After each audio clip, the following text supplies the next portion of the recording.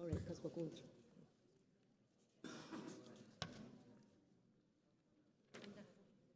No.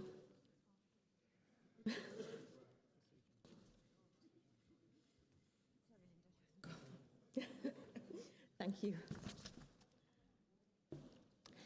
Good evening, everybody, and welcome to tonight's business meeting of the full City Council. Agenda item number 1, apologies. Thank you, Lord Mayor. We've had apologies from councillors Ali, Donaldson, Durant, Hall, Laverick, Middleton, Smith, Hazel, Stevenson, Stoker, Walker and Webster. Thank you. Stephen Powers. Stella Postlethwaite. Thank you. Agenda item number 2. Oh.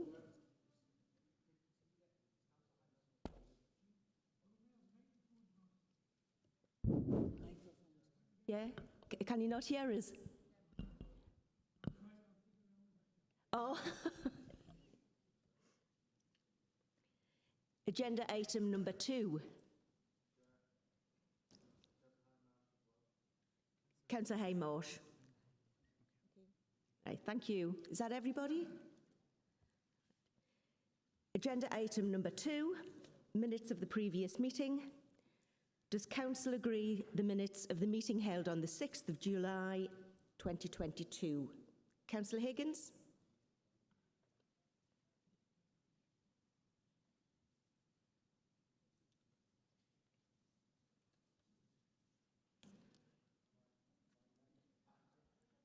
I don't think yours is on, is it? There's nothing to press on here.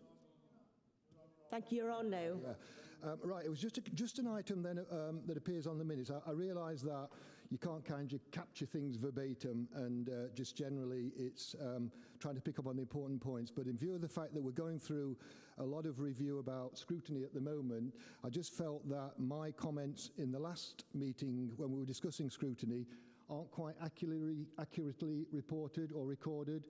So I just wanted to say, it actually says in the minute that Councillor Higgins commented on the importance of having councillors with a range of background and levels of expertise. What I actually said was that people shouldn't be inhibited from going on scrutiny because they're not experts in that subject. And I think I used my own experience on Finance Committee. So that was the first point of that. And the second point I made that's not recorded at all when we're going through this review is that scrutiny is very much the voice of the backbench councillor, and therefore it's very important that we retain that voice, that independent voice, independent of the leadership and the executive. Right, thank you, Councillor Higgins.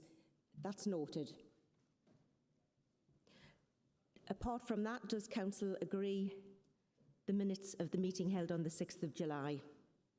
Agreed. Official announcements. Members will be aware that former Liberal Democrat councillor Peter Leggett recently passed away. On behalf of the Council, I would like to offer our deepest sympathies to his family and friends. Peter served on the City Council for 8 years, representing the residents of East Gosforth Ward between 2008 and 2016, and also serving as chair of the East Gosforth Ward Committee during his time as councillor. He made a valuable contribution to the city and the Gosforth community through his public service and will be fondly remembered by those who knew him and worked alongside him. Peter was a real gentleman. Those of you who do remember Peter, he just typified. If it was in the dictionary and it had gentleman, it would say Peter Leggett as an example. He was lovely. As a mark of respect, can I ask everyone to stand for a minute's silence, please?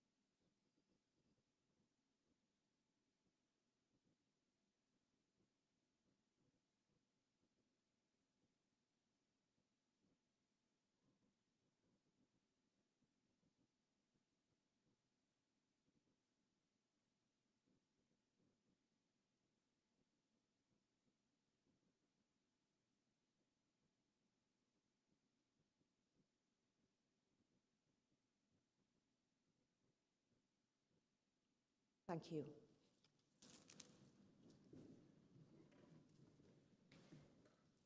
Agenda item number 4, correspondence. Does Council agree to receive the letters from the Police and Crime Commissioner, the Home Office and HM Treasury? Agenda item number 5, petitions. I believe we have no petitions coming in today. Agenda item number 6, public question time. We have one request to address Council tonight. Can I call upon Angela Oliver to address Council?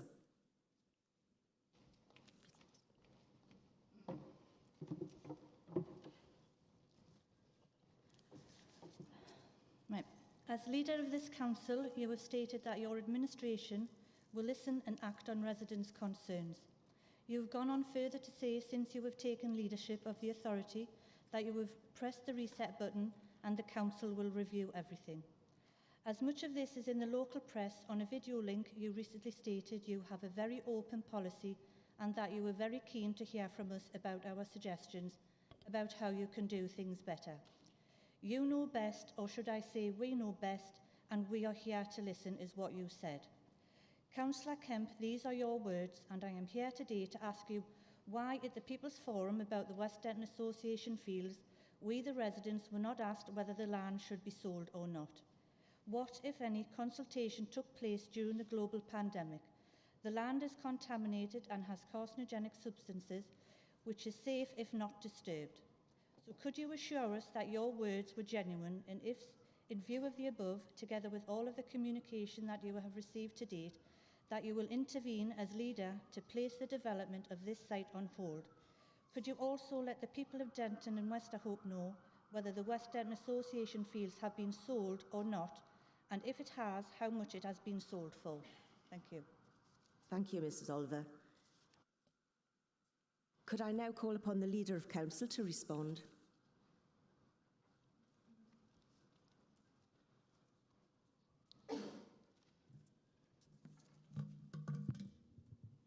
Thank you, Mrs. Oliver, for bringing this matter to City Council. Firstly, I have been expressly clear in that we are a council that will listen, and we have listened, and I believe we have done that since I became council leader, and I would suggest that we listened before. You've raised a number of issues in your speech. Many of them have been previously addressed by the council, so I won't necessarily go into those in detail. Just I'll give the response which actually details the process of how we've reached this point. The site is an old school ground that was surplus to requirements and has been designated for housing. The transaction is to provide affordable residential properties. The council transferred the land to Toland as Carbon's construction partner. Toland will then sell to Carbon. All the paperwork agreed and sealed. Council is waiting for Toland to complete. The date of transfer to Toland and then to Carbon will be mid-September, with Toland starting on site with the housing in 26th of September. The non-residential land, playing pitches and children's homes will remain in council ownership. Toland will complete the necessary construction work and then hand back to the council to manage the building and the open space and playing pitches. Extensive community consultation has been carried out regarding the proposed development as part of 2 planning applications for the site. Initial public consultation was held in November 2019 as part of community engagement prior to submission of planning application, during which local residents raised concerns about the scale of the development and the loss of green space. At this time, Toland agreed with Newcastle City Council to pause the development to allow for a review of the proposals and further public consultation. I think that's a demonstration there that we were listening and engaging. Since then, proposals have evolved significantly, with key changes to the proposals including 15 fewer homes on the site, now 45 2, 3 and 4 bedroomed affordable homes with a mix of affordable rent, rent to buy and shared ownership properties, plus a small children's home and 2 sports pitches on the northern side of the site that will be managed and maintained by the council. In January 2021, the developer undertook community engagement ahead of submission of the second planning application. Due to COVID-19 pandemic and subsequent government guidance regarding the limiting of meetings, it was not possible to carry out an in-person consultation event. And I think that's consistent with consultation processes throughout the land, not simply the City Council. An informative leaflet was distributed to approximately 1,300 neighbourhood homes with a link to a website detailing the proposals and providing an opportunity for feedback via a questionnaire on the website. The public response was set out within the statement of community involvement. On the receipt of the planning application for construction of 45 houses, a children's care facility and 2 grass sports pitches, a publicity and consultation process took place. This was in the form of both press and site notices, as well as letters sent to over 600 properties. The response to the publicity was clearly set out in the Planning Committee report, thereby following due process. As part of the planning application, a number of reports dealing with the ground conditions were submitted by Dunelm Technical Environmental, which included an environmental appraisal, remediation strategy and land contamination assessment. These reports were assessed as part of the application process by Public Safety and Regulation, who confirmed the site investigation and remedial works were acceptable, subject to controlling conditions of planning. The Council has a statutory duty to ensure that our children's home services and accommodations are of the highest standards. To help young people in our care thrive and develop, this proposal will help us meet this ambition. There is a continuous demand across the city for a range of affordable housing, and under this current economic climate and cost of living crisis, this demand will only increase. It's important that our local residents and those coming to the city for study or work have access to any energy-efficient housing and affordable housing. These properties will provide a number of different choices for households for needs for them. The Council will continue to progress the proposals for the site. The land to be developed for residential properties will transfer to the developer by the end of this month, with a start of the following shortly afterwards. So I fully understand that there is a lack of support for some people, but that we have a citywide strategy. We have an ambition to deliver for all of our residents. I am fully of the view that due process has been followed. There was a planning committee which sits and listens independently, listens to the independent review, and actually agreed at planning process. So the process has been adhered to. We've sought advice to ensure that all process was followed, and I'm clear that we have listened. We've conducted more than adequate consultation. We clearly have been limited by COVID for the amount of consultation we would like to do in person. However, the conclusion was met, the planning process was followed appropriately, and we're also going to be bringing forward some much needed children home provision and new affordable homes for residents in your community and the rest of the city. Thank you. Thank you, Councillor Kemp. Ms Oliver, you have a minute to reply. Right. As far as the consultation last January, that was 3 questions about the development. That is not a consultation. There's been many presentations by the residents. There's been more than 2,500 signatures and the many objections about not having this site developed.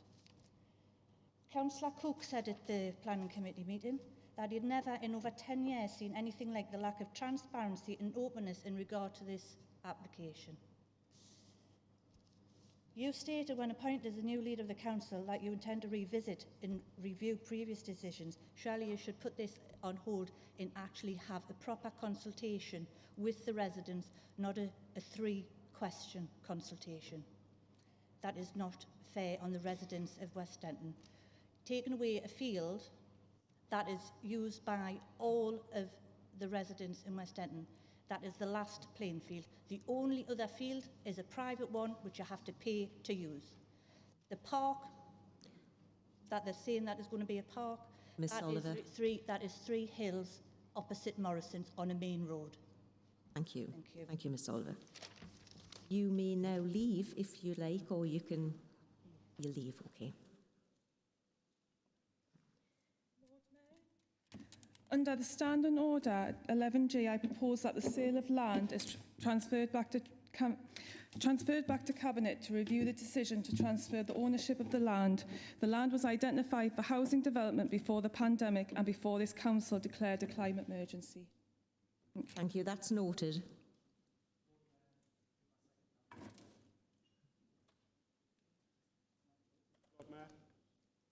Lord Mayor, I think it would help Council if Councillor Mitchell perhaps what he said.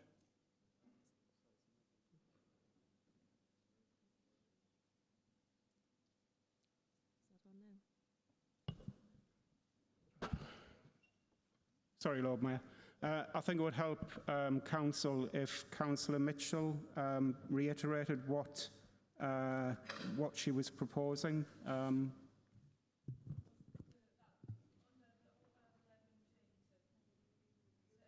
Lord Mayor, Councillor Mitchell, I think if you could return to the microphone. I was proposing that under the Standing Order 11G, that the sale of land is referred back to Cabinet to review the decision to transfer the ownership of the land. Okay, and Lord Mayor, I think Councillor Donnelly second that. Lord Mayor, to confirm, it is possible to move a motion under Standing Order 11G to refer a public address back to Cabinet or another committee. There's no discussion. The motion needs to be seconded, which it has been, and it's there for a vote if not agreed. Okay. Yes. Sorry. Sorry. Sorry, we'll have to use the podiums.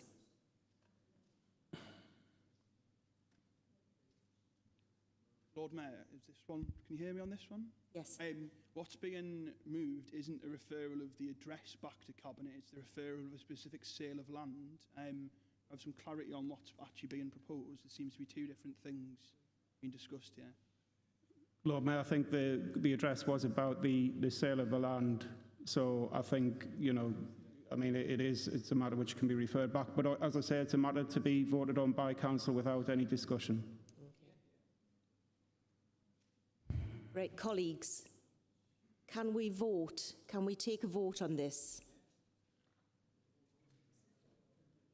So the proposal is... To refer the matter back to Cabinet to consider the sale of land. And seconded by Councillor Donnelly. Is that agreed? So we'll take a vote, and those in favour...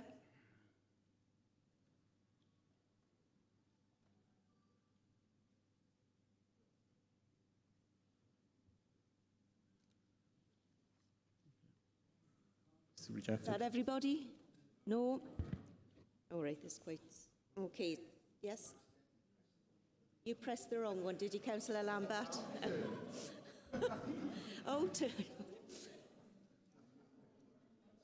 I don't think those odd ones are good. Right, can I ask you to stand up, give your name and which way you're voting, please?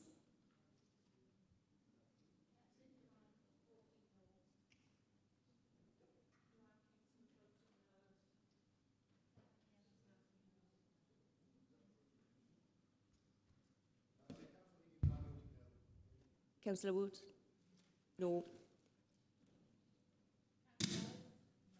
No.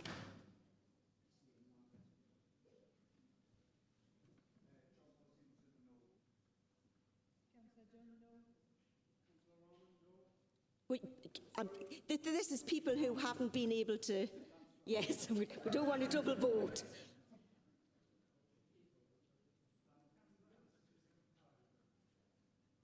Right, that's every... Oh. And on this side? Councillor...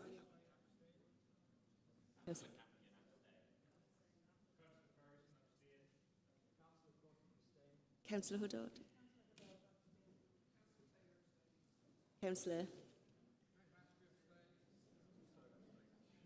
Did all your what's-its just didn't work? No. Right, okay. But you're not using that. I thought you were doing online. I thought we voted. No? Yeah? It's... Yeah, Lord Mayor, it's clearly been rejected. It's clearly been rejected. It's clearly been rejected. So we'll move on to the next item. Is everybody ready? Okay. Agenda item number 7, we have a presentation. Can I ask Martin Kearney, who is Chief Operating Officer of Nexus, to give an update on transport to the Council? Thank you.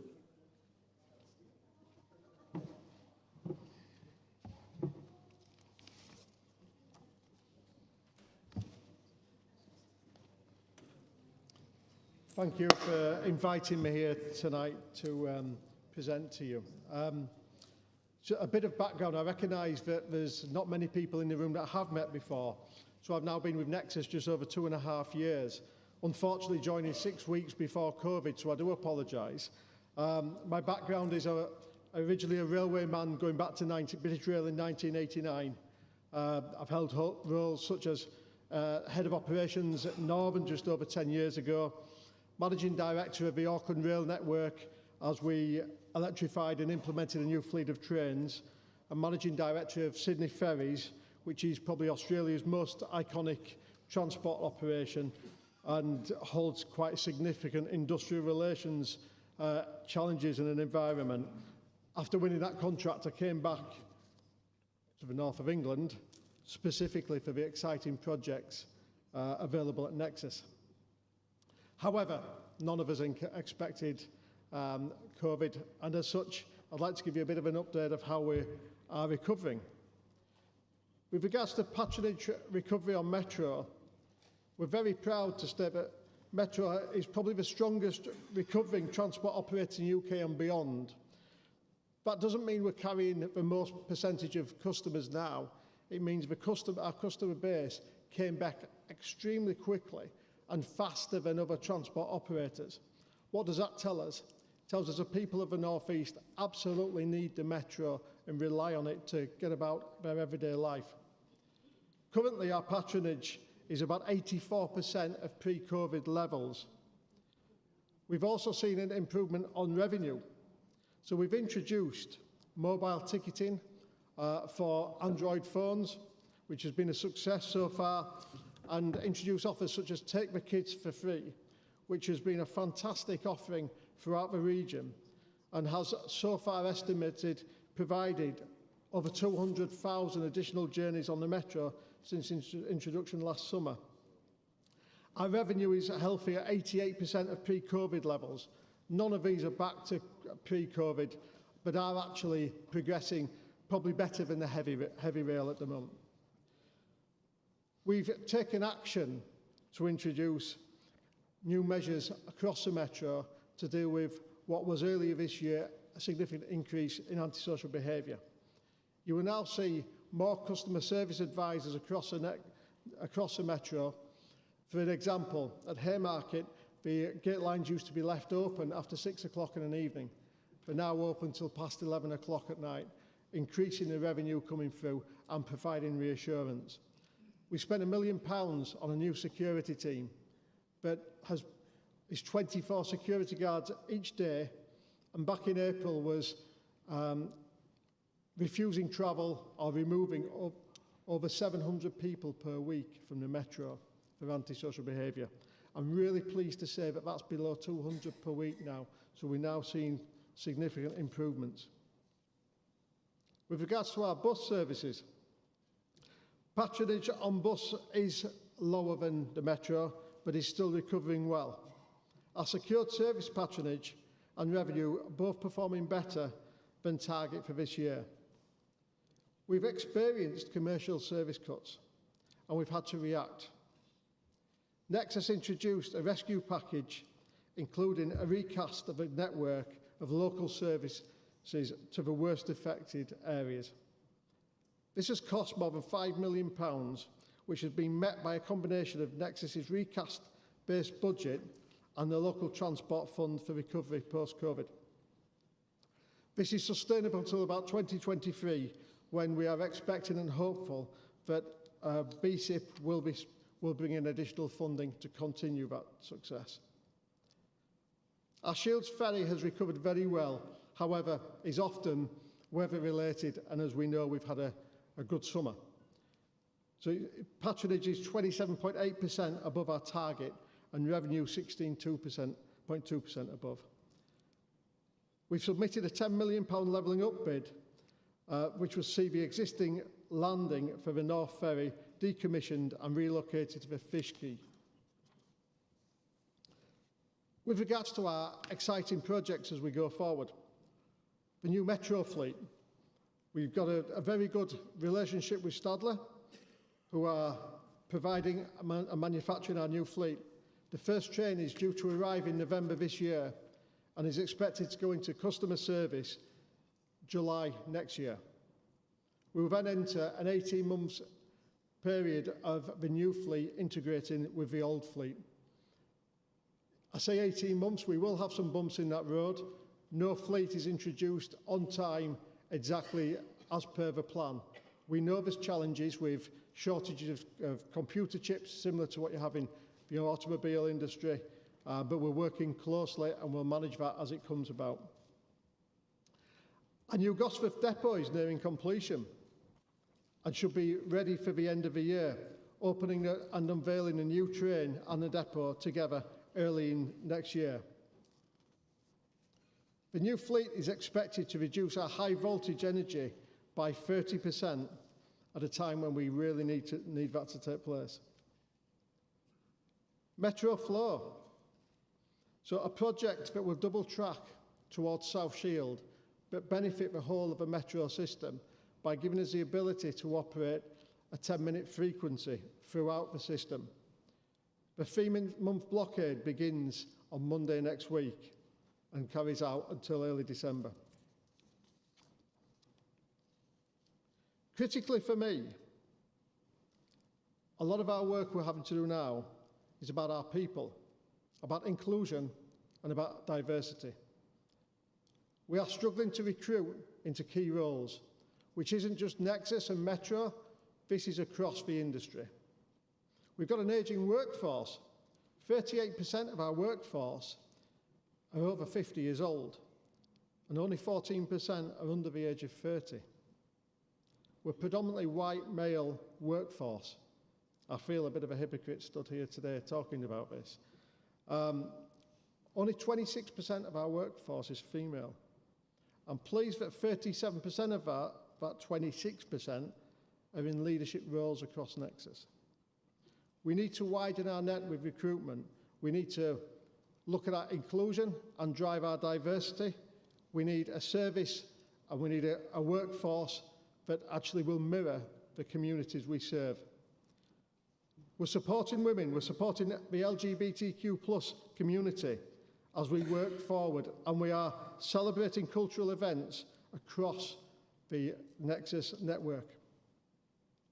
We're striving to be an employer of choice with a focus on building partnerships with diverse communities. Critically to this, how we engage with our people is really important. We've looked at how we onboard new employees, career development, retention and succession planning in all areas across the business, and introduced a new people and culture strategy. We've improved engagement for our workforce, and our senior team now has regular events talking to the frontline staff. We have introduced an ambitious leadership development programme over the last 18 months that's focused on self-awareness and peer group coaching to create a more engaged workforce. We've launched an agile working policy to become a more modern, agile workforce, which gives huge benefits to work-life balance, employees, and makes us more attractive for people wanting to work for us. We have some significant challenges going forward. The cost of high voltage power has more than doubled.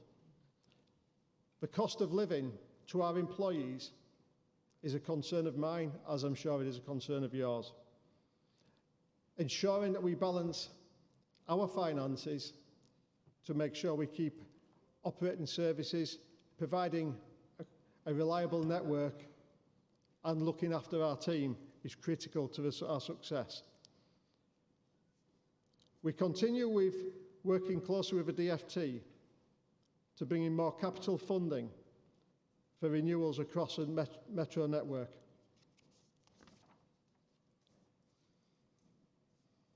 We've been in receipt of £8.8 million of local transport funding to accommodate a lot of the pressures that we've had the last couple of years.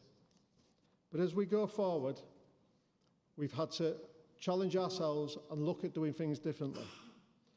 Last winter, we saw the storms. I'm sure you'll all remember Storm Arwen. Our team, our maintainers, worked tirelessly through a freezing weekend of high winds when we had trees around the network come down across the metro system, bringing it to a full halt. We operated a service on Monday morning, which was incredible, and these guys are heroes. We have had to take a close look at our vegetation management strategy to look at when we cut down trees and we manage our vegetation, it is replaced with other types of vegetation that won't leave us in the same position in the future. We've also seen throughout the summer high temperatures that we're just not used to seeing that's caused sagging overhead wires and brought major disruption to the network. Generally speaking, the areas where the overheads have sagged have been areas where we need to go in and renew the overhead lines, generally speaking. However, we are not used to operating in these hot conditions. We've got a metro network and a metro system to be proud of. We're actually delivering significantly well with 40-year-old trains and a network that is ongoing with renewals. So Sunday, we have a major challenge on. The Great North Run. We've not operated the Great North Run through to South Shields since 2019. We have a plan, as you would hope. 116 services into Haymarket will operate prior to 11 o'clock in the morning. We'll have a 7.5-minute frequency to and from South Shields between 1400 and 1930. This is at a cost of 39 additional driver duties, which we've got all planned in. Additional customer service teams will be out. We've got major volunteers throughout. We've got maintenance teams on hand to react should anything take place. And we've got 60 additional buses to complement the metro and ferry services. Thank you all for listening this evening, and I believe we're open for questions. You do. We will. I'm sure we will have questions. Thank you so much, Mr. Keeney. Members now have an opportunity to ask questions. I have Councillors Byrne, Campion, Donnelly, Higgins and Ellis. I'll be calling you in that. I can have one more. Who was first? Pauline, Councillor Allen. Sorry, Councillor Ashby. You're just pipped there. Councillor Allen. Councillor Byrne, can I ask you to start? Certainly. Thank you, Lord Mayor, and thank you, Martin, for your excellent report tonight. Metro's recovery is a testament to the importance of Metro to our communities and also to the hard work of your staff. It's also great to hear about the work that you are doing to counteract ASB on the Metro, and please pass on thanks to all the staff that are involved in that. With my other hat on, I look forward to working with you on biodiversity that works for nature and for Metro trains. And my last point is just to ask, you mentioned about the issues with the workforce. I don't like to think there'd been over 50s ageing workforce at my age of 52, but there you go. But we'd be very interested in working with you in terms of how we can support, whether that's with our work on training or in promoting Nexus as an employer of choice. So I'd be interested in your views on that. Thank you. Thank you, Councillor Byrne. Councillor Campion. Thank you, Lord Mayor. Given the almost daily reports of Metro delays, withdrawn trains, crumbling infrastructure, what plans does Nexus have to actually ensure customers can trust in our Metro system? Thank you. Thank you. Councillor Donnelly, followed by Councillor Higgins. Thank you, Lord Mayor, and thank you very much for the presentation. Nexus launched a project Orpheus back in 2003, which I have here. It was an extension of the Metro, which also integrated trams. A number of areas of the city which are not served by Metro would have been linked to the network. This would have included the Outer West. Sadly, many saw this as a dream in reality. In 2012, the council earmarked 60 million for a new road to pave the way for thousands of homes. This was a link road from the A1 to the A69 via the A696, which would lead to the Callerton Metro station. It was said that this road would be investment for the area. It was also said that it was a very congested route. The cabinet went on further, the cabinet member, went on further to state, whatever happens, there will be massive investment in public transport here being the Outer West. Sadly, the link road was never built. Project Orpheus never came to fruition, and the massive investment in public transport has not been seen in the Outer West. Question, on the contrary, Councillor Donnelly. this is the question. Okay. On the contrary, there's been cuts to the public transport in the Outer West. Can Nexus confirm that they will meet Outer West councillors to look at a feasibility study to expand the Metro to serve our area? Thank you. Thank you, Councillor Donnelly. Councillor Higgins, followed by Councillor Allen. Yes, thank you, Lord Mayor. I'm Councillor Rob Higgins. I represent Benwell and Scotswood Ward, which is an area of the city with very low car ownership, so public transport is very important to us. The first thing I want to do is give a shout out to a member of your staff called Beverly Clyde, who's done some tremendous work with people in my area over things like bridge cards and various other things. So I think I just wanted to give a mention to Beverly. Safety on public transport, of course, is very important, and I've been reading today in the newspaper about the work that Police Commissioner Kim McGuinness is doing around that, and as part of that, there was a mention of setting up a multi-agency transport team to look at those issues, so I don't know if you can just mention a little bit around that. And my final point, Lord Mayor, is I never thought in my wildest dreams that I would remotely agree with Councillor Donnelly, but Martin, you mentioned that you said that people need the Metro to get about in their everyday lives. It's vitally important. Well, in the West End of the city, we don't have it, of course, in the area that I represent. I've read in the newspaper today over the devolution deal that there will be £900 million transport funding package up to 2027, which is an ideal opportunity to explore the Metro into the West End, and I wondered whether you would be able to support us in that ambition. Thank you. Thank you, Councillor Higgins. Councillor Allen. Thank you, Lord Mayor, and thank you for your presentation. Now, we're all really looking forward to having new and more reliable Metro trains, but currently not everyone is able to access Metro trains because of unreliable lifts. I stood at the Metro station the other day and two were out of order, and that happens regularly. So can you please inform us what is being done to ensure that those residents who have disabilities or use a wheelchair or use a pushchair can have equal access to these Metro trains? Thank you. Thank you, Councillor Allen. Councillor Ellis. Thank you, Lord Mayor, and thank you very much for that report. The cost of public transport is prohibitive for refugees and asylum seekers, many of whom need to use public transport to access services and amenities. I notice in Wales a welcome ticket has been introduced affording free bus travel for refugees. I understand there would be a cost involved in running such a scheme, but for people with extremely limited means who are unable to afford to travel on public transport, offering free travel would not lose revenue. I was wondering if any consideration has been put into such a scheme. Thank you, Councillor Ellis. Mr. Caney, sorry, if you feel you don't have, if 10 minutes is not enough to answer all that, I'm sure members would be happy to receive response in writing. I shall try, and I think a couple do your best. Together. And apologies, the first question, I'm looking at the room. Councillor Byrne. Councillor Byrne, could you repeat that question for me? I'm sorry, I do apologise. I think it, yes, that's all right. With regards to the environment? Yeah, no, and we weren't with you on the environment. This was a little different. It was actually, instead of asking you what you were going to do, I was asking you how we could help you with your work on the workforce. The answer is yes, absolutely. We would love to. I'll arrange to come and see you afterwards, and I think we can have a chat, and how we can work together is, the door's absolutely open. The next question was really with regards to reliability, delays and cancellations. I think that it's fair to say that our performance in the last 12 months hasn't mirrored the performance of the previous 12 months.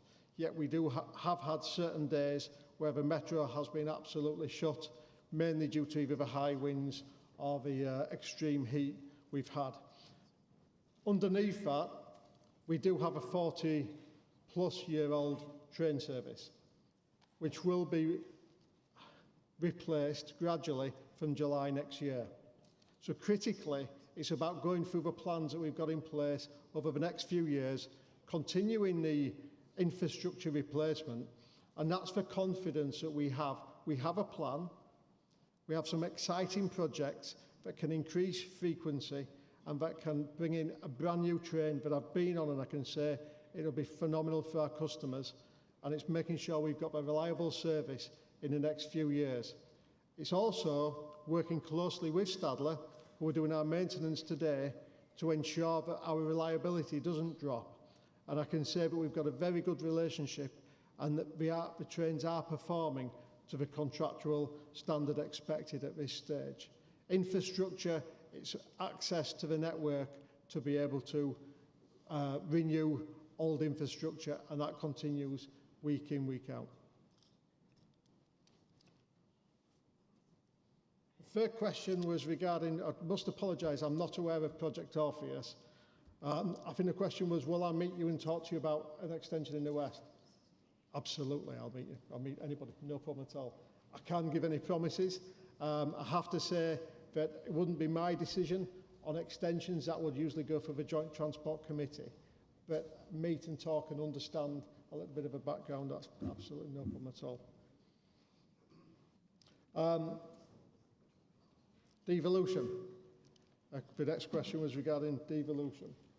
The devolution deal, I wish the money was Nexus's to spend. That wouldn't be mine. I would also say that with regards to the funding of the metro, a lot of the current funding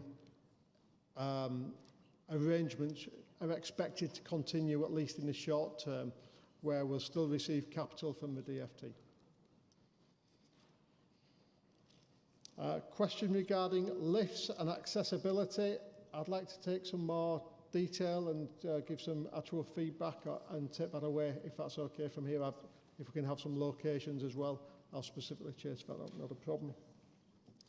And I'm really pleased that the final question was with regards to refugees, and I can confirm that Nexus has implemented a system where any refugee coming from the Ukraine, this is actually mirrored across the country, with a note showing that it's on their first journeys settling into a family will receive a free pass of travel, and that's been in place for some months now. Okay. And I think that's... Is that everybody? All questions answered? Thank you. Thank you very much, Mr. Keeney. Thank you. Very informative. Thank you. On behalf of Council, an official thank you. Thank you. Members, we will now... Oh, Mr. Keeney, you don't have to hang around. If you do want to leave, you can go. Agenda item number 8. Changes to the scrutiny structure. This report is going to be given by Councillor Wood.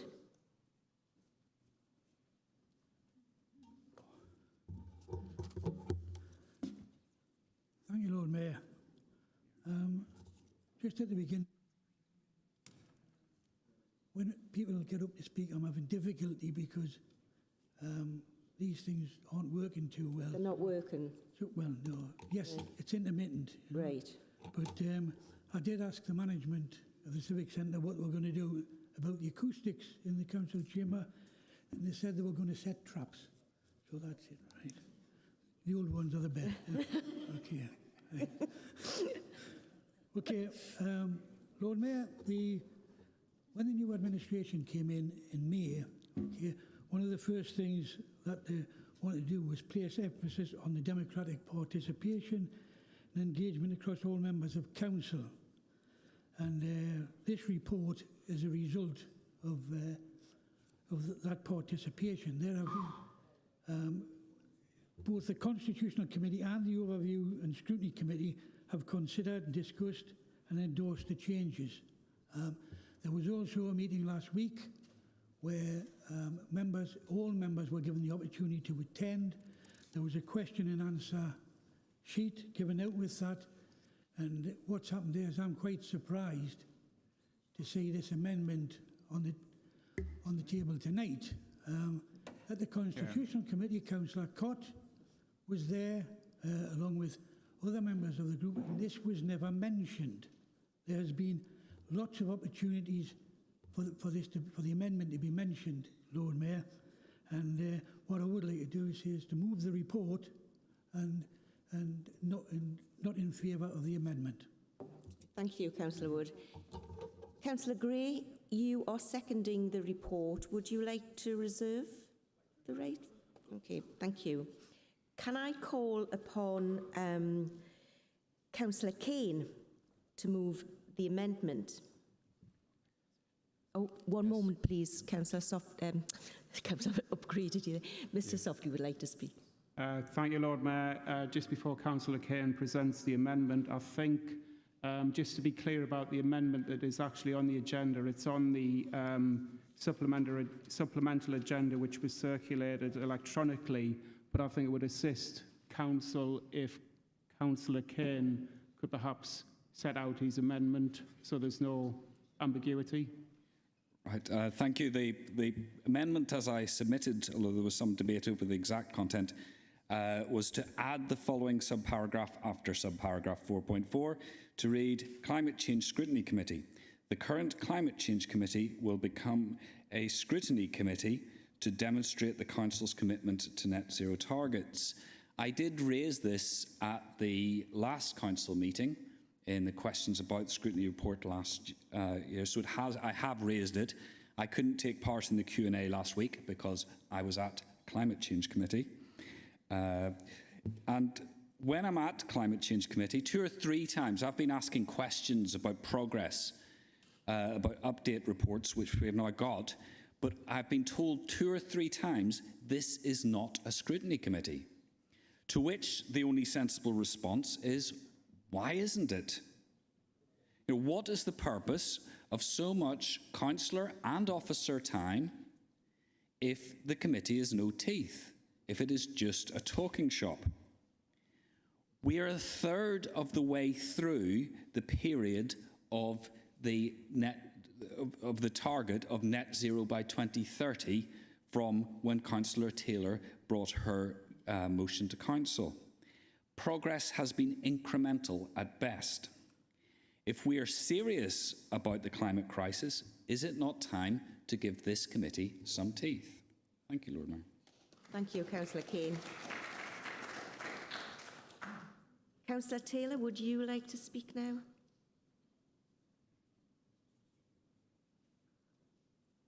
Councillor Taylor is seconding. Thank you, Lord Mayor. I mean, I am pleased to be a member of the Climate Change Committee, but I would agree with Councillor Kane that it's very much us getting reports about what's happened rather than actually discussing how we make further progress. I do remember when I was the executive member for the environment, I had some very challenging meetings with the then Environmental Scrutiny Group, and I certainly enjoyed the challenge and the arguments that we had because it was really important to move this extremely important issue forward. We had declared a climate emergency, but even before that we had a Newcastle Declaration on climate change, and yet progress really has been too slow. It's a top priority of the new administration. It makes sense to me that we should have a scrutiny committee. If it needs to go back to Constitutional Committee, we would have no problem with that, but I do urge you to support the amendment. Thank you, Councillor Taylor. We have 2 speakers. We have Councillor Cott and Councillor Byrne who would like to Councillor Cock, can I ask you first? Councillor Byrne, can you take the podium ready? Thank you.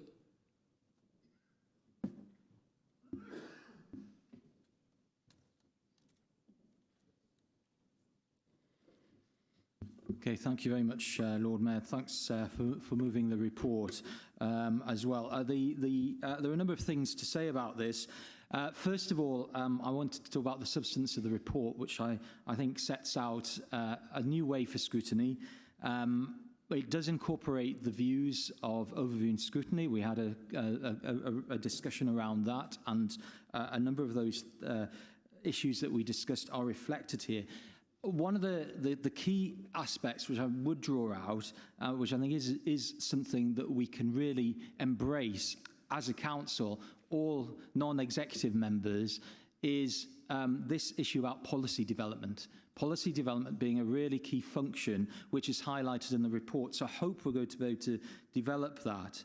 The other point that I'll make is, in order to fulfil these functions with our new suite of scrutiny committees, there will need to be sufficient resource, and that's something that really does need to be thought about. We have struggled in scrutiny in many ways, or we've done very well with the resource we've had, but we've struggled because there isn't always sufficient resource to do the amount of scrutiny that we need. And I think it's really important that scrutiny has as much authority to be able to take on particular projects as is needed, because we have a very important role to set constitutional checks and balances, and to make sure that this authority is making the best decisions possible, and it also engages the whole council potentially in these issues. So I think that's all been quite useful and good. One of my concerns, and I did raise this at Constitutional Committee and also with officers looking at this, was the amount of consultation that had been undertaken. I know in response to that, there was then a briefing for members included, which I will acknowledge. But of course, members will want to raise their views, and actually it seems very reasonable that we do consider an additional scrutiny panel which looks at environmental issues. It's a key issue in terms of climate change. Net zero is really important for this authority. Here's an opportunity to add that into the equation. So I would hope that members across this council would actually see this as something positive. And I think both Councillor Taylor, who talked about her experience when she was a portfolio holder, and also Councillor Kane's perspective about the importance of these issues, can be taken into consideration. I don't want this to be seen as hostile. I want this to be seen as helpful, and I think it is helpful, and it would be a mark of this authority if all members saw the potential there and were able to take the action necessary. So thank you very much, Lord Mayor. Thank you, Councillor Cott. Councillor Byrne. Thank you, Lord Mayor. I think it's just important to clarify the issue that we're talking about here. In terms of Climate Change Committee becoming a scrutiny committee, as Cabinet Member for that area, I would have absolutely no problem with that. I welcome scrutiny. And that was it. What I understood that the opposition were asking for was that it be referred to constitutional, which is the appropriate means for constitutional committee to decide what scrutiny committees there are. So if that was the proposal, that's fine. I personally welcome scrutiny, and I was a very enthusiastic member of scrutiny committees, as people know. But what we couldn't say is that it's for council to overrule what constitutional should decide. So I think there needs to be some clarity on that. Thank you. Thank you, Councillor Byrne. Yes.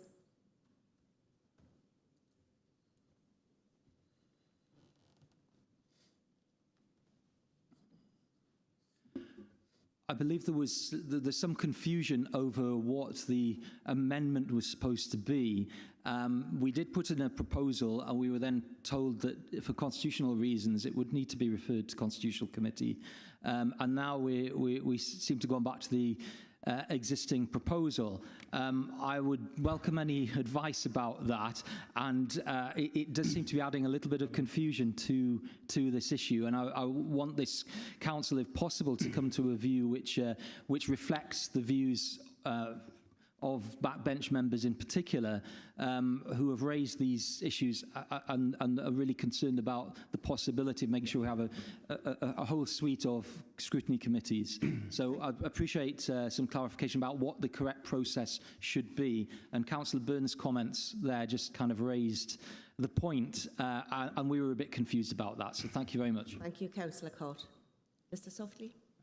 Thank you, Lord Mayor. I'll try to address any confusion. The amendment that Councillor Kane has put before Council is the amendment which was originally submitted. It is correct that officers are advised that it would be more appropriate for the matter to be referred to Constitutional Committee. Officers were told that that change had been agreed, and then subsequently officers were told that the amendment had not been agreed in that form, and it should revert to the original form of the amendment, which is how we've ended in this position. Is that clear? Councillor Kane.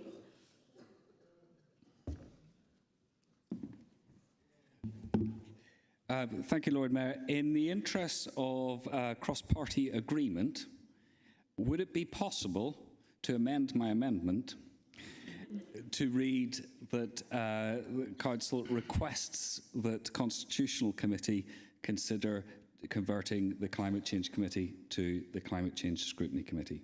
Is that possible? Can I propose that motion?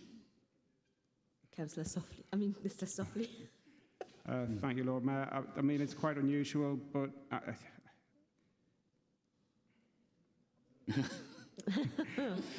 perhaps I need some time to think about this, but I mean, would that be generally agreed by the Council, or would that generally be agreed? Is everybody happy if we do that? Sorry? Yes? So, Lord Mayor, if there's no...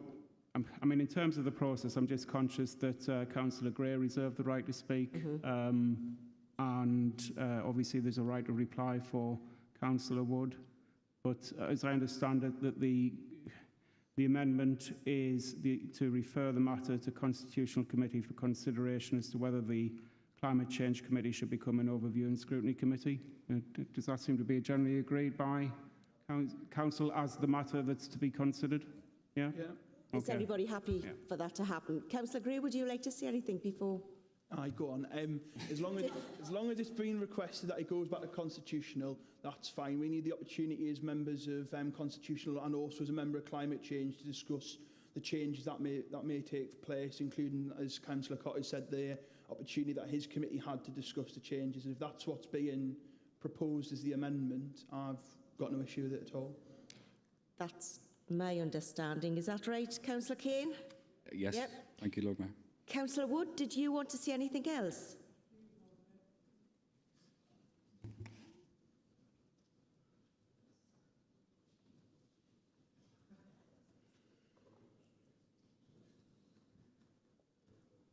Thank you, Lord Mayor.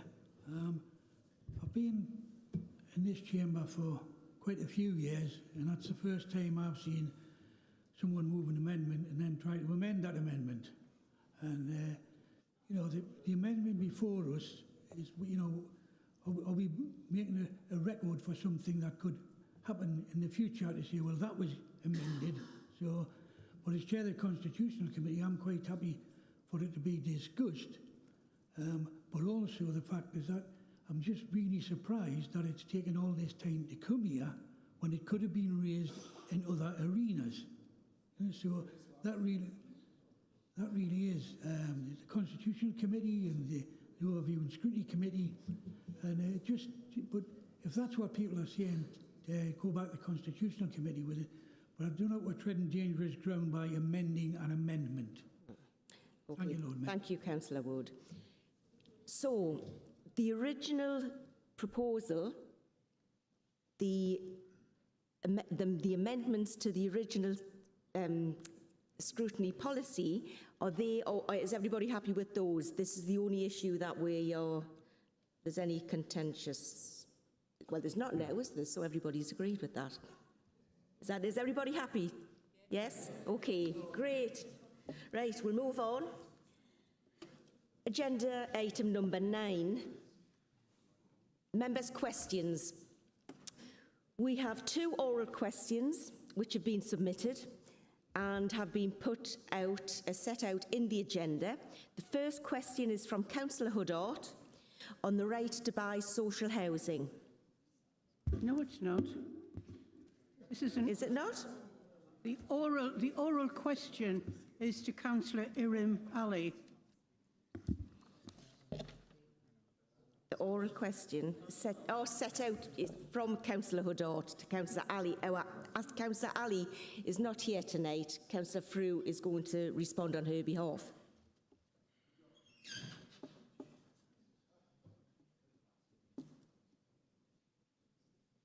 Is the question being read, or am I just... Well, I was, again, I took advice on this, and I was told it was read as seen.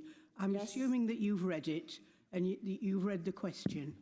If not, I'll read the whole thing out. No, I just wanted to check what the process was. Yes. As you can all see, I'm not Councillor Ali, but I'm responding on the procurement side of this.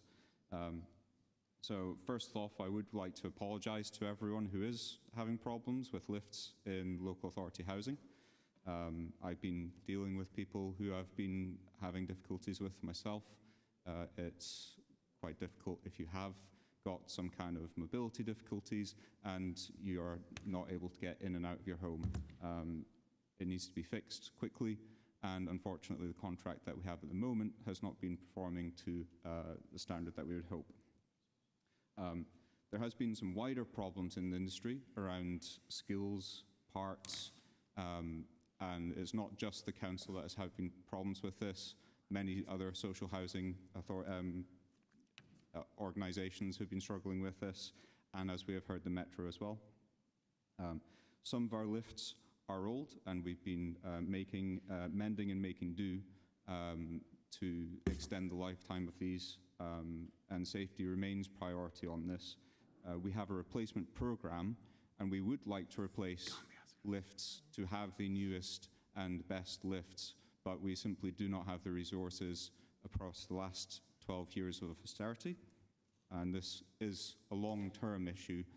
It's not something that can be fixed overnight. In terms of the current contract, the first 3 months of a contract, we are not able to enforce our KPIs.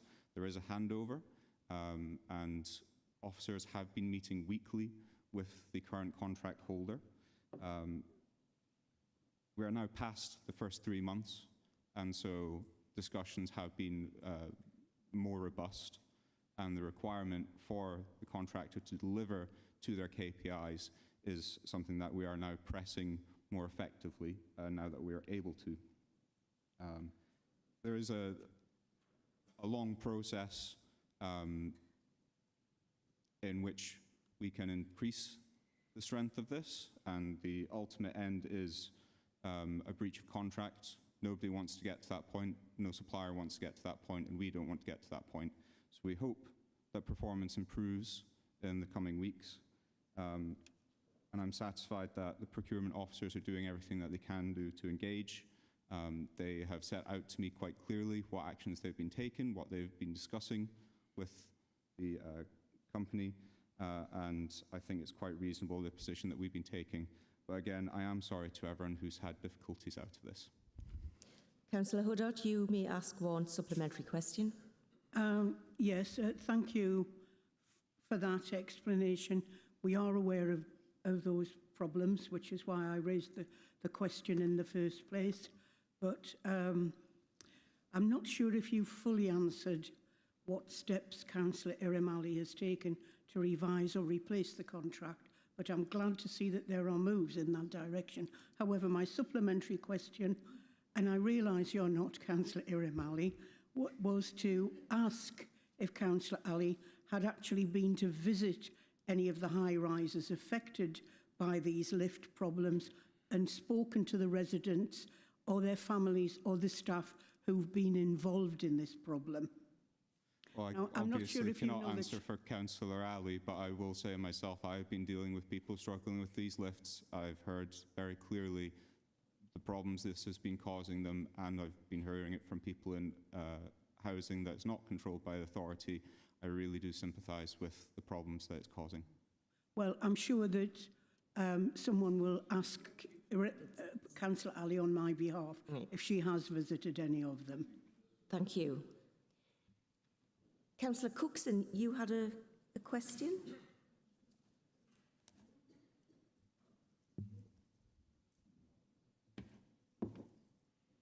Thank you. You mentioned that you were enforcing the KPIs in the contract. Will you be publishing the KPIs on a regular basis? And as a second question, you mentioned a lift replacement programme. Again, will you be publishing that lift replacement programme so residents are aware of when their lifts are likely to be replaced? Thank you. I can ask for information on the replacement programme, though it is being reviewed in the light of the last couple of months. In terms of the KPIs, I'm not sure exactly how much information from the contract can actually be shared, but I can ask about that as well. Thank you. Thank you.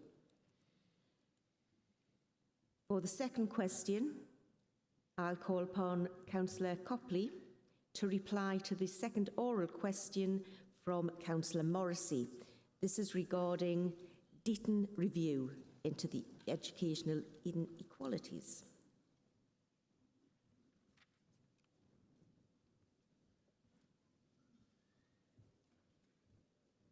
Councillor Copley. Thank you, Lord Mayor.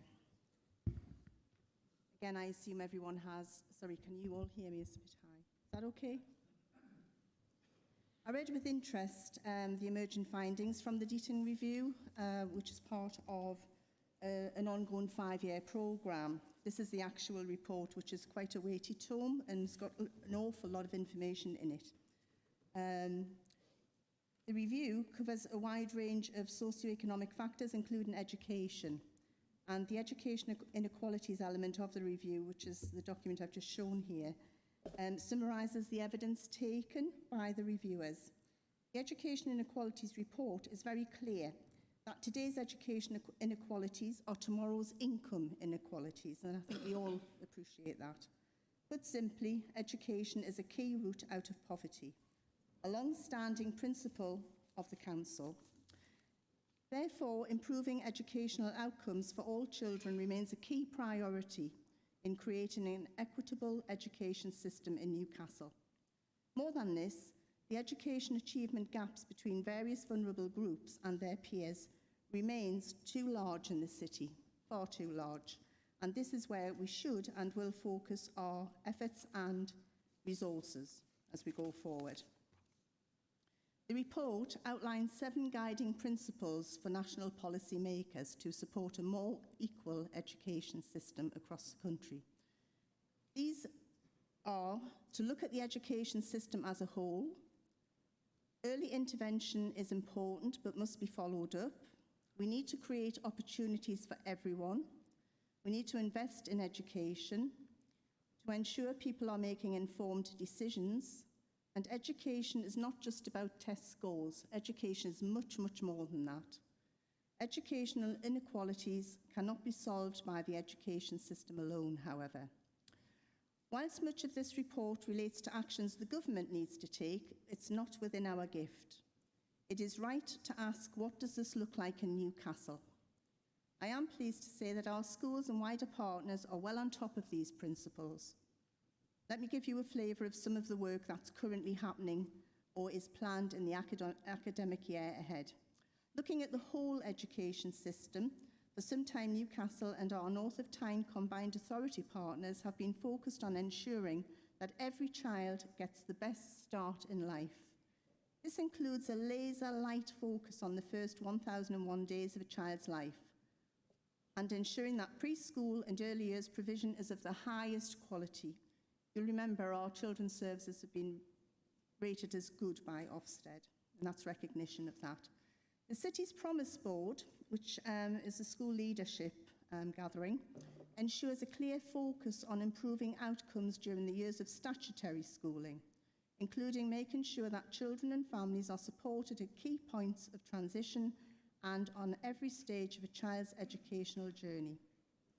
investing in all stages of an educational journey and not just ensuring that children get off to a good start, which is central to a school's working. For example, we have invested heavily in secondary education in terms of support and intervention last year, and will invest even more in the coming year.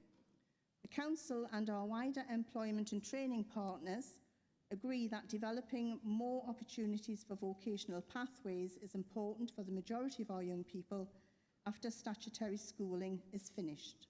That's why we are working with key employers, and I was very interested to hear from Nexus, so I will be pursuing them.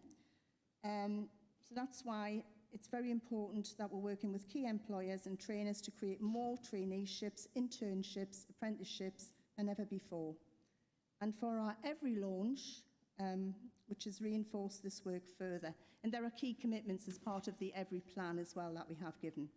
This will create opportunities for all of our young people, not just those who wish to follow a more academic route. Thank you. Thank you, Councillor Copley. Councillor Morrissey, you have the opportunity for one supplemental question. Thanks very much. And thank you, Councillor Copley.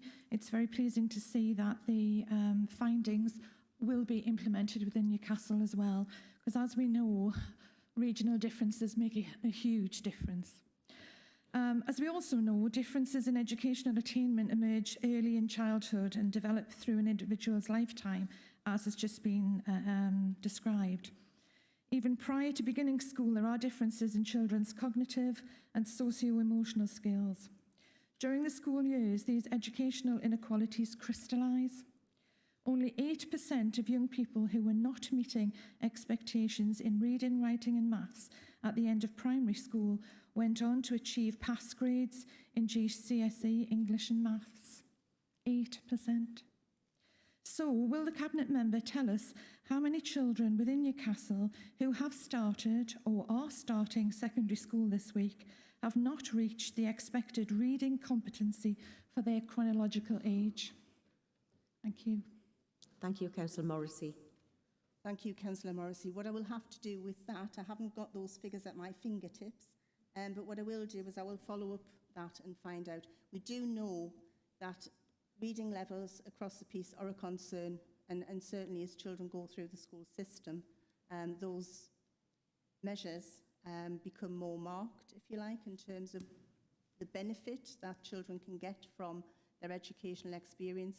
If they can't access information, they aren't able to read, obviously you know this yourself, all of that just has that knock-on effect, and the gap, the attainment gap, widens as we go through the whole process. So that is something that I will get that information and feed that back to you. Thank you. Thank you. We have two further questions from Councillors Keynes and Stone. Can I ask you to take the podium, please?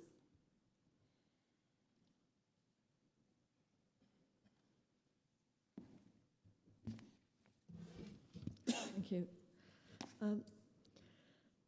Councillor Keynes? Yeah. The findings of the Deaton Review from the Institute of Fiscal Studies actually runs parallel with those of the Marmot Review from 2010, Fair Society, Healthy Lives, and the follow-up in 2020, Marmot 10 years on. And that's actually quite disturbing. While Marmot strongly evidenced the links between health and wealth, Deaton offers, as Councillor Copley has just summarised, the 7 guiding principles for policymakers. I'd be interested to know more about how we're working across all stages of a child's education journey. And Councillor Copley, you mentioned the secondary, the work with secondary students, and I'd be interested to know more about the work that we're carrying out in the secondary system. Thank you. Thank you, Councillor Keynes. Councillor Stone, would you like to ask your question, or would you like to answer? I'll let the Cabinet Member decide what she wants to take them. All right, Councillor Copley, if you may respond. Take each question as it comes. So I'll answer Councillor Keynes. Thank you. Thanks for raising that, Councillor Keynes. It is really important. What we have done in terms of, and I absolutely appreciate the value of Marmot, absolutely that life course stuff. I don't know why it isn't the golden thread to absolutely everything that we do. So just building on that, in terms of our secondary population, what we have done is we've recognised that our young people have been through an extraordinary period, throughout COVID, and everybody's done their very best, but there will be lingering effects, if you like, from that. So that's one thing that we need to deal with, apart from structural inequalities and all the rest of the challenges that face young people of a secondary age. So, in a nutshell, what we are doing and have done, some of this work is in place and some is going to be coming on, is we've established locality inclusion panels to which school leaders can refer students who are at risk of disengaging with education, and that's really, really important that there's early intervention to catch those young people who may fall out of the system. Since September 2021, these panels have supported over 150 students, and nearly all of these students are complex cases. There's a lot of things going on within the lives of these children and young people. The panels are attended by senior officers from inclusion, attendance, educational psychology, children, families, Newcastle, social care, health, and the voluntary sector, and other specialist services as required. So you will see that that is a whole package of support that's available to those young people, working in an integrated way to offer exactly what's needed in a personalised way. And for many of those young people referred to panels, this has been a very successful alternative to exclusion. And that's the key with young people. If we can keep them in education, we can do a lot in terms of improving outcomes. We also have established a team around the school, which, as you would imagine, gives a whole service offer in a similar way to the locality inclusion panels. And that's a broader inclusion approach. Improving school attendance of particularly vulnerable children. Since the disruption of COVID, too many young people have got out of the habit of going to school. They're quite happy, not necessarily in the way that we would like them to be. However, these persistent or severely absentees are often very vulnerable pupils, and we have to do our utmost to keep those young people in school. So again, that is a targeted approach that is in hand and is happening. And another key element is the mental health of children and young people. And to meet increasing mental health needs of those young people, we've increased the amount of training provided to schools. Communication and early reading support, which does carry on from Councillor Morrissey's original question, is one of the key barriers for some students. And as I've said, we are working with that and I will provide further information. A new initiative is the provision of individual key worker support, which will be rolling out from September 2022 and over the next 2 academic years. We're running 2 key worker pilot schemes, and these will provide individual support for vulnerable students, their families, in the same multi-agency basis as the 2 processes above, but provide a much more bespoke and targeted approach to the support that's required, and over a sustained period of time. So it will be a longer term process rather than people dipping in and out, which we hope will provide good outcomes, better outcomes for our young people. Thank you, Councillor Copley. Councillor Stone. Thank you, Lord Mayor. Thank you to Councillor Morrissey for her question and to Councillor Copley for the response. On the IFS review, I've read the review, and I think it's a very interesting piece of work. And I think the principles are such as we can hope to apply them into our work in the city. I was going to make that point actually in the debate a little bit later on, but I've probably just got in there a little bit too early. In similar vein, could I invite the Cabinet Member to look into recent reporting of a research study by, I'm told it's Doyle, Easterbrook and Harris, into the issue of unconscious bias in schools, with interesting but what are described as somewhat alarming differences in grading where teachers are aware of children's socioeconomic status and ethnicity. Will she undertake to look at how the Council might be able to work with schools to adopt policies to mitigate against that issue? Thank you very much, Lord Mayor. Thank you, Councillor Stone. Councillor Copley. I will absolutely look into that. It's something I would feel very strongly about. So yes. Thank you. Thank you, everyone. 3 questions marked for written reply have been circulated. The responses were included in the supplemental agenda and published on the website. We'll move on to Agenda item number 10. I call upon Councillor Kemp, Leader of Council, to present his portfolio report.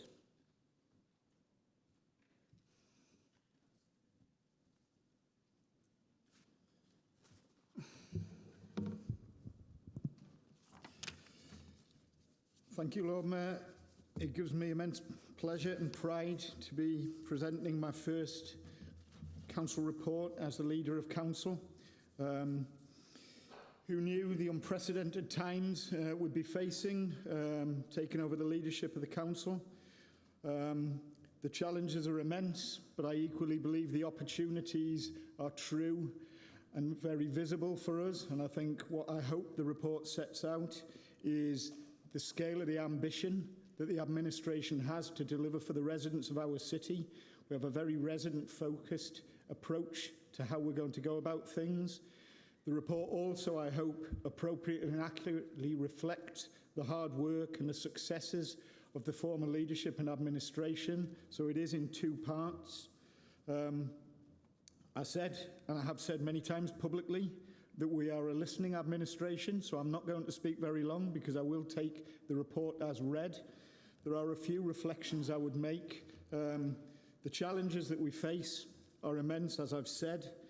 I think we all face and shoulder the responsibility of delivering services, key services for our residents in increasingly difficult times. We're in the midst of, and it will only increase, a cost of living crisis. We have that identified as one of our key priorities. I've listened to the previous debacle, perhaps, on climate change, around the structure and the governance of it. I undertook, along with my cabinet, an undertaking to ensure that governance was key to everything that we do. So the review and the growth and the upscaling of scrutiny was fundamental to what we do. It's an integral and essential part of good governance. So the discussion around the climate change element, I'm very happy to have any discussion for it to be shared at Constitutional Committee. I think the one question I would ask is the validity and the criteria for climate change being scrutiny. I think we may well want to review the whole issue about the Climate Change Committee. Entirely happy to have those reflections and share discussions along with our Cabinet Lead, Councillor Byrne, on what that looks like. I think my only hesitation would be not to simply just jump into a scrutiny committee process. Let's understand. I think people on this side of the chamber will probably be bored with me with my next expression, which is form and function. And I think what I'd really like to understand is what we're trying to achieve in our oversight, overview and delivery of climate change. We all share the same ambitions, but very, very receptive to those discussions and how we might best go about delivering our very ambitious agenda and the targets that we set. Well, I myself set at that time as the cabinet member. I may well live to regret some of those decisions. But I think really what I'd like to talk about just in the general before we get into questions is the point around having a very inclusive approach. So we are about to undertake an inclusive growth economic master plan for the city. That's a whole city approach, which looks at the whole of the anchor institutions, all of the other communities, everyone who has a vested interest in the successful growth and inclusive growth of the city. That work will start towards the end of September. This will incorporate and include, as is absolutely necessary, a suite of strategies that fit within it. And that will be that strategy will involve culture, but also transport. And we need to understand how the city will work and how we will all operate and move around the city. And we're being ambitious and looking at something like 2060. So what we're really trying to do is stretch where we are, and it's important, and partnerships are absolutely critical to this. So, this is not something that we can do on our own. So the immediate first 3 months, we've been doing a lot of reaching out and engaging with lots of partners, lots of anchor institutions about how we can best collaborate. I think a prime example was the Managing Director for Nexus, Councillor Byrne, and I actually met with him a couple of weeks, and we were talking about how collaboration may well improve how we all operate, and biodiversity at that point was one of the key triggers. So I think what we're wishing to do is ensure that where we start, it's resident focused. The decisions we take have a value of how it impacts upon every resident, and we need to ensure that our decisions reflect that. So we do have those 3 key core objectives.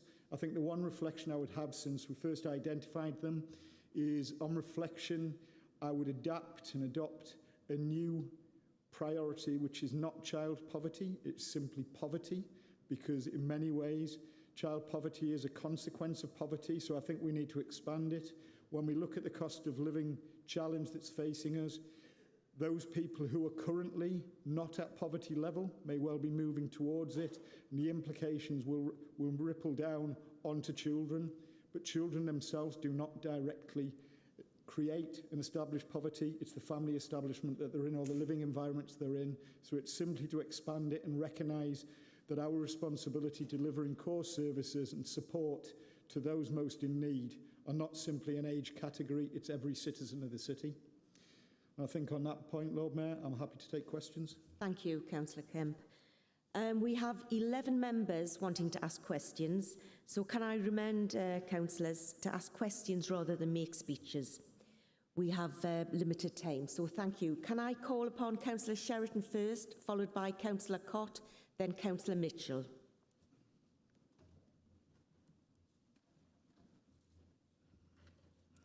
Thank you, Lord Mayor. Thank you, Councillor Kemp, for the report. Short and sweet, simple question. In the light of a lot of recent potential cultural activity, how fundamentally important is it to the city? Sorry, I missed that, Steve. I beg your pardon. In the light of recent potential cultural activity, Sorry, I beg your pardon. How important it is for the city? I hope I captured it in my introduction. I think culture is integral to everything that we do, who we are. It's our heritage and it's our future. I think we've seen recent activities. I know Councillor Hay won't be upset if I referenced our bid for Eurovision and about the benefits, and we've seen the support and the messages from far and wide in favour of Newcastle being a warm, welcoming city, and about building on all of those strengths that we have. I think it's absolutely important and to recognise that we are working, and I don't want to steal Councillor Story's thunder because she will be coming forward later with her own report talking about the activities around the development of a cultural strategy and a cultural compact. But I think it's absolutely integral. What I would say is I wouldn't wish to see culture in isolation. I think it's all integrated into our overall inclusive economic master plan. I think it's critical to what we do. It's something that we should celebrate and something that we should protect. Okay, thank you, Councillor Kemp. Councillor Kemp, would you prefer to have all the questions then answer them at the end, or Depends one by one? Lord Mayor. Depends how long they are. I've got really bad writing. What would you like to do?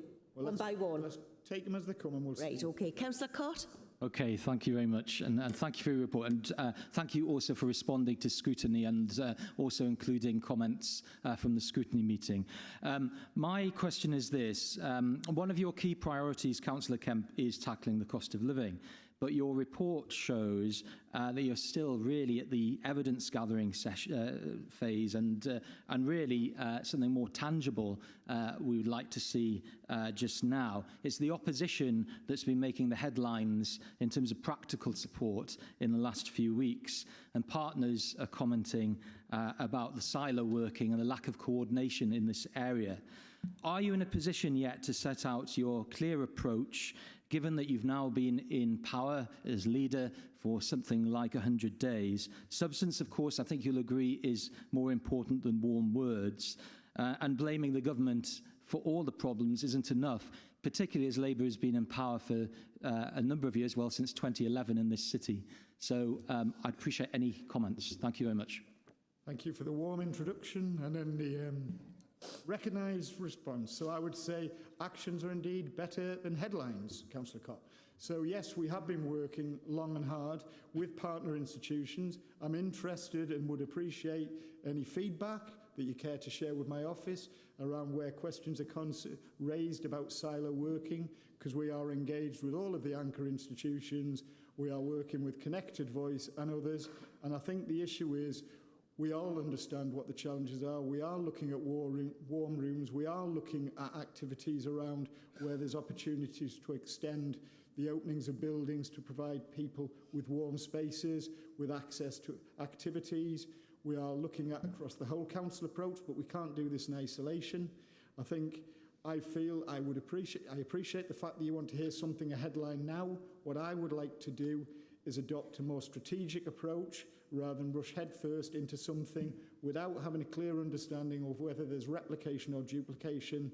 So I will make a commitment that within a couple of weeks we will have a clear plan for delivery, and we will be working with wards across the city, understanding the specific needs, and therefore we will be engaging in understanding the resources you may have, the resources that you and your colleagues and your community groups may wish to contribute to help towards this, and hopefully we'll take a whole city approach. Thank you, Councillor Kemp. Councillor Mitchell, followed by Councillor Rockman. Since being elected, we've heard a lot of statements about listening to the people, listening to Newcastle and what they really want. And as the residents of Denton West Hope have already been told that they're wrong about the West Denton field, which I know is a contentious issue, who does he believe knows best about the issues in the city? Is it the council? Is it the cabinet? Is it the Labour group? Is it councillors, council officers, or residents that vote Labour, or for all residents in Newcastle? Well, Councillor Mitchell, can we just put things straight here, please? No one has said those residents are wrong. What we've said quite clearly is a due process has been followed. There's a planning process that was followed. There was consultation. So please do not put words into my mouth. I have not ever and will not ever say a group of residents are wrong for having their view. What I'm saying is that their view wasn't reflected in the decision-making process, followed duly and by the letter of the law through the council. So I make no apologies about that process, but I will not be told I'm saying something that I'm not. On the interests of who knows best, the residents of Newcastle know best. And there are issues which people will disagree with. If you think into your own family home, I assume, same as my family with 2 young girls, I can guarantee there's lots of disagreement. It doesn't mean to say that we fall out, and it doesn't mean to say that we don't listen. I've committed to listen. I've also committed to make the best decisions for the residents of the whole of the city. And I think one of the big challenges we have is different communities have different interests, and you will get different interest groups in the individual communities. We have a role of stewardship. You have a role of elected member in your community, but you also have to listen to potentially those other residents who disagree with the voices of that field. I'm simply taking a stewardship role for the whole of the city, and I think we've set out criteria and objectives that are, we will listen, we will reflect, but we also will be transparent in our decision-making process, and we will deliver what we believe on the evidence given through community consultation. We have an economic master plan, an inclusive economic master plan, which means in consultation with communities across the city. It's not simply the city centre, it's every community, and we need to reflect that every decision we make, how it will be measured and valued by residents wherever they live. Thank you. Councillor Rahman. Thank you, Lord Mayor. Can I thank the Leader of the Council for this excellent and very comprehensive first report of his. And I agree with him. Newcastle is a great city, an inclusive and a diverse city.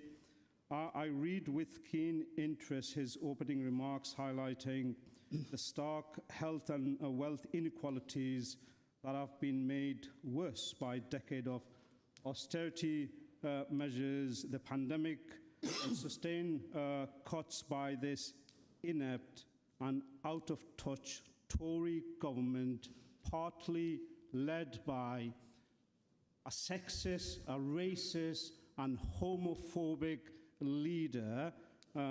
Some have no shame whatsoever to know when to leave the office. Can I therefore ask the Leader of the Council what he believes are the key challenges for this administration and the city? Thank you, Lord Mayor. Thank you.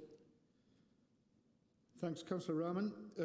I think Primarily and fundamentally, and I think I would assume there would be no dissent from anywhere in the chamber, that the first key issue and challenge for the City Council, as with the majority of local councils across the country, is the failure of a lack of long-term and substantial financial settlement for local government in order for us to be able to deliver core services.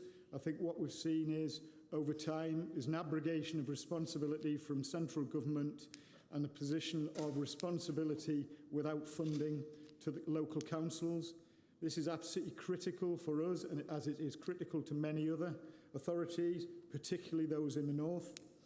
I think obviously the issue of the energy crisis can only continue to be a burden for us, for our residents, but also for ourselves as a City Council to enable us to deliver services at an affordable cost for our residents. We've seen the increase in building materials, etc., going up to about 40%. That will clearly have potential impact on our capital programme, our ability to deliver to budget. The cost of living crisis across the piece is beyond frightening. I think we simply need to look and reflect about our own the staff workforce of the City Council. I think the staff workforce of the City Council is probably a fair reflection of the population of the city.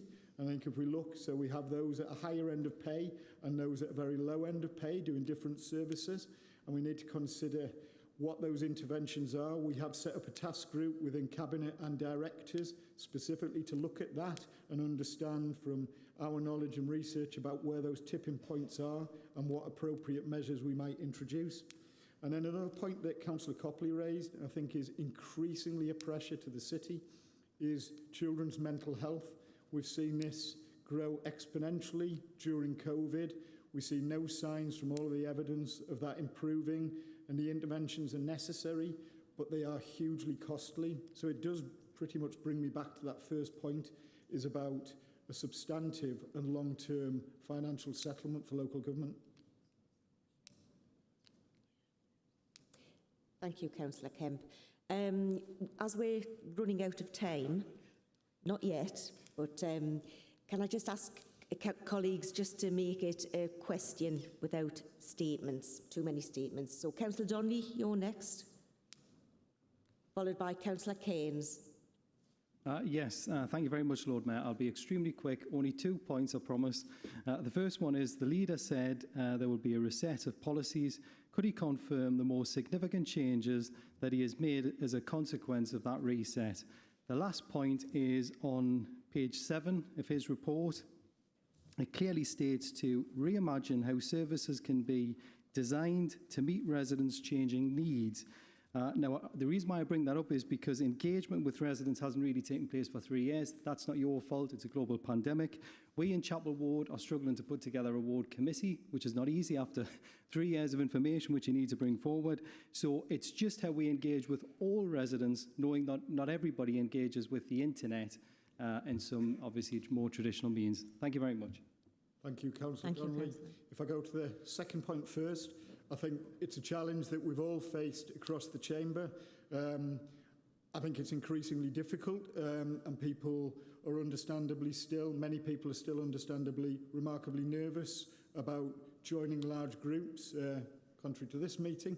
But I think what I would like to do is not simply assume we know how to engage. I think the danger is we follow the usual routes, and I think perhaps it's an opportunity for us to work collaboratively across the chamber and perhaps set up some working group looking about the most effective ways of which we can engage and how consultation and broader engagement with our communities work.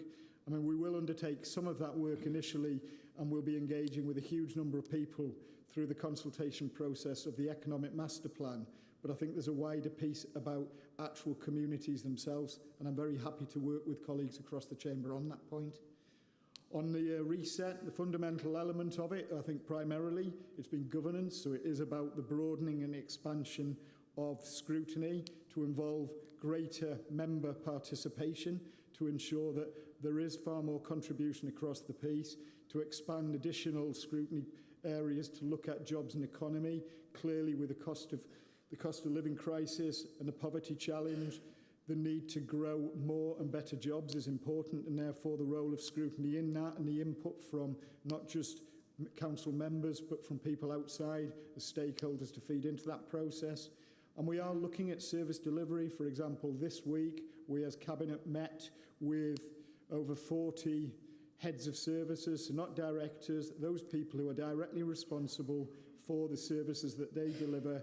So it's not simply a budget line discussion, it's a conversation with officers to say, what would be the best way in your service area that we could improve things for the residents, your customers who you speak to on a day-to-day basis. So I think that refresh and look at about how we deliver from the perspective of the customer is the other big shift. Thank you. Councillor Keynes, followed by Councillor Ashby. Hello. Right.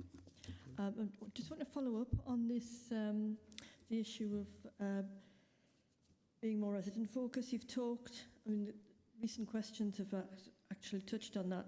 You talked in your report and you've talked elsewhere about being more resident focused with a clearer place-based element. And I'd like to hear more about that alongside how this links into the development of community hubs and how community connections could benefit from this approach. I think we've learned an awful lot through the pandemic about how community connections are really fundamental to how we approach things, how we approach solutions. So I'd just like to hear a little more about that. Thanks very much. Thank you, Councillor Keynes. You've kind of given my answer in your question, because I think it's about building on the learning and the good practice that we've experienced over the last 2 years. What we've seen, I believe, is activities, behaviours, communities growing together in times of adversity and at times when it has been more problematic for the council to deliver services.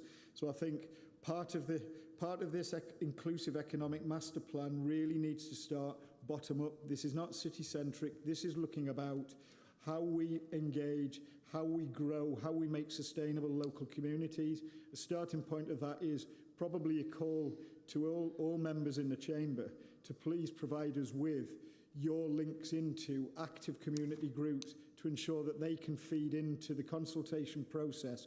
Because when we talk about an economic master plan, this isn't about, you know, big shiny buildings. This is what is a value-led, social value-led development in the communities you live.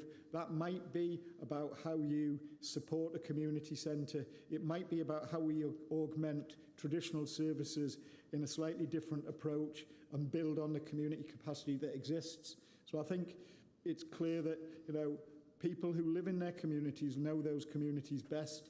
And I think we're turning a slight shift, building on the experiences and the knowledge that we've got and hoping grow in that. Thank you. Councillor Kemp, we have 5 further questions, or 5 further questions. Do you want to just keep going? We've only got a couple of minutes left, mind. We haven't, so... Well, Robin's always brief. Yes. So you can either do it the same way, but know that we're going to run out of time. We'll do them one by one and I'll just do written afterwards. Right. Councillor Ashby. Thank you, Lord Mayor. I listened with interest to Councillor Kemp's introduction there, and particularly the last part of it. The leader will know as well as I of the importance of citizens' advice as a gateway for people in need of access to food banks, as well as other help in times of hardship. He may not be aware of how poorly the City Council funds the Newcastle branch when compared with other councils, especially Gateshead. As the sums are so small and the needs so great, will he look at the issue personally with a view to an immediate interim increase in funding from contingencies and a more generous allocation in the next budget, say on a 3-year basis? Well, Councillor Ashby, you won't expect me to commit to make a budget expenditure in a council chamber tonight. What I will commit to do is to look at specifically, we have got it as part of the discussion and are engaging with them through the cost of living crisis and the poverty work that we're doing. What I'm clear is we need to understand about the appropriate level of support, and we need to look about the potential duplication and replication of advice and welfare advice across the city. What we need to do, and again, it's form and function, what we need to do is make sure that we are supporting our most vulnerable residents with the most appropriate support. And therefore, I'll give that commitment and I'll certainly take it on. Thank you. Thank you. We have Councillors Ellis, Huddart, Ferguson and Morrissey. Would you like to make your way to the podium and ask your questions, and the leader will either respond if you can tonight, if not in writing? Is that okay? What do you mean if I can? I mean, I can, but it's what Yes, I'm but allowed.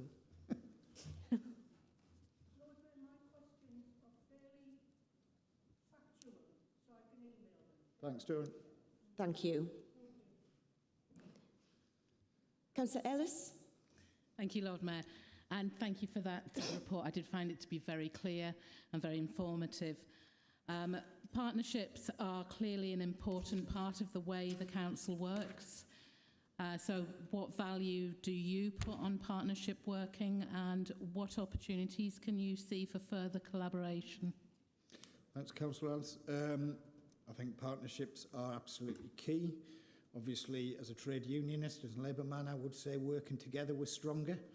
I think the issue, we've got numerous good examples of good practice of partnerships, whether we look at the recently formed PCC, Antisocial Behaviour Strategic Board, where we've got collaboration with authorities across Tyne and Wear, but also the police and fire authorities, looking about better solutions delivered more efficiently and effectively, whether we're looking at our cultural initiatives through TWAM, whether we're looking at the broader strategic direction of the combined authorities. I think obviously we're all hearing and seeing, and I'm more recently been involved in discussions around the potential expansion of a combined authority with more resources. I think, the reality of it is we know where we are in a state of parlance of local government finance. We need to collaborate. It's essential. We just need to ensure, collaboration's built on trust, so we're building those and developing those relationships more and more. Thank you. Councillor Ferguson.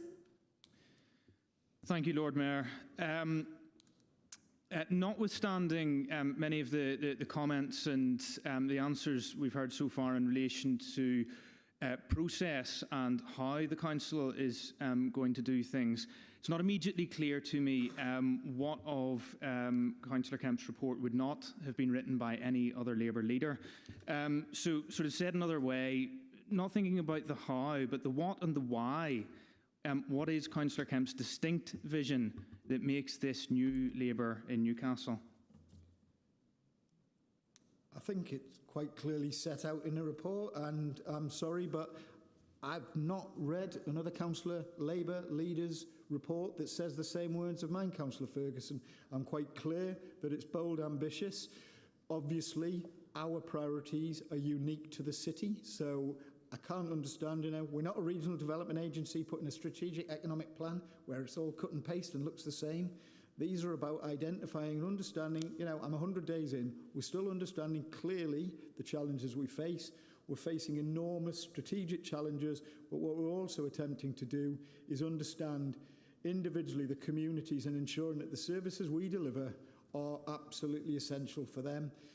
Ultimately, as a standalone item, getting the basics right, I think, is something that residents want to see and hear.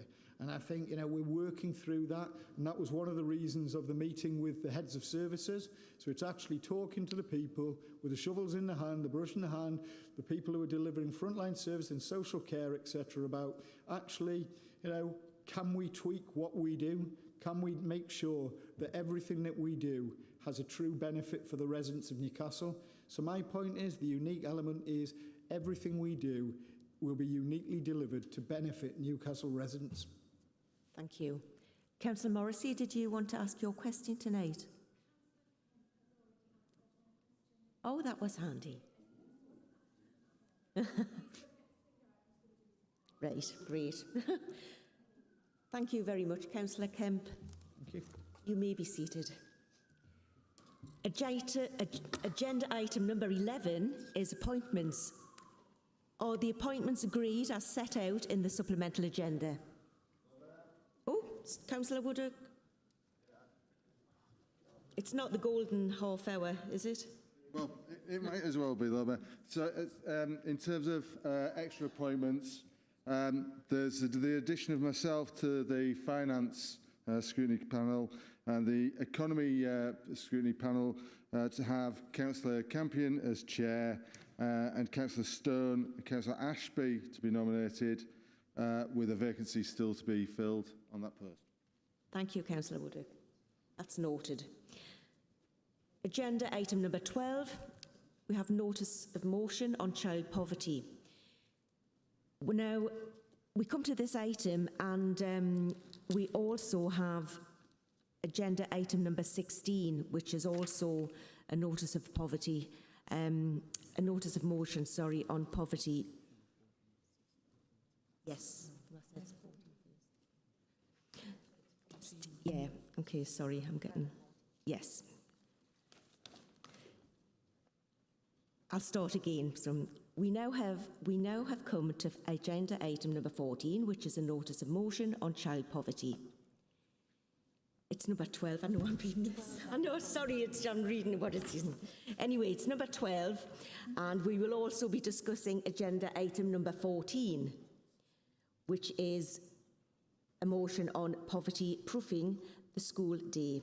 Now, it's been agreed that we're going to be discussing both motions at the same time.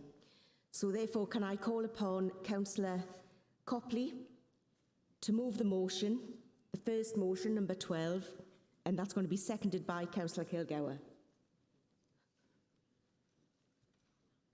Okay, thank you, Lord Mayor. Poverty is a major issue in our region. In fact, it's so prevalent that I really fear there's a danger that we might begin to see it as the norm. I'm sure that we were all shocked, but unfortunately probably not surprised at the figures published recently in a new report by the End Child Poverty Coalition, which showed that the North East has now overtaken London to have the highest after housing cost child poverty rate in the UK at 38%. It's absolutely shocking.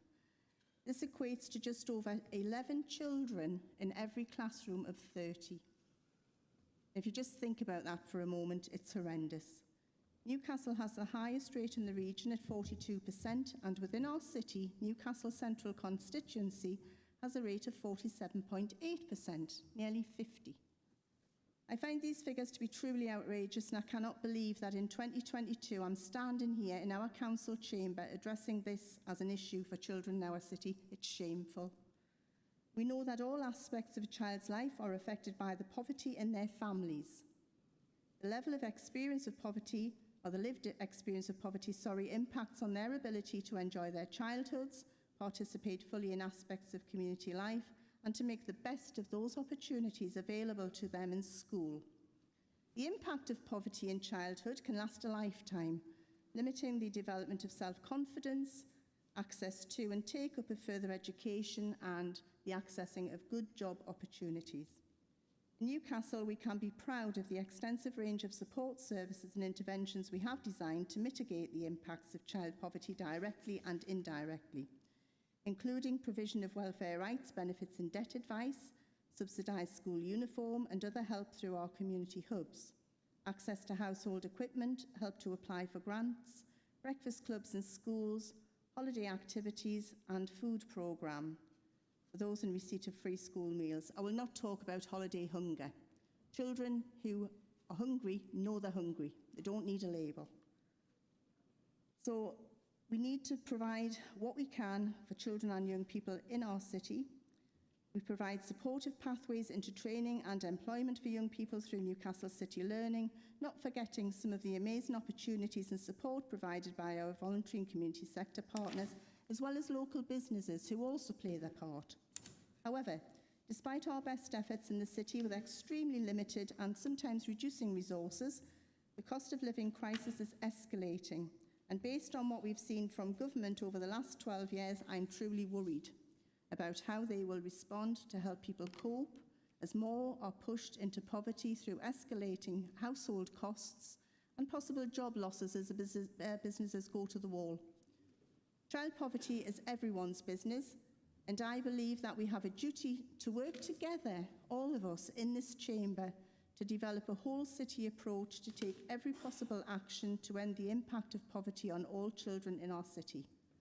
I ask that we as a city, councillors, residents, service delivery partners, trade unions, businesses, universities, health partners, unite now to share insight and experience to help shape an anti-poverty strategy for the city that will sit at the heart of Council's approach to all of its work.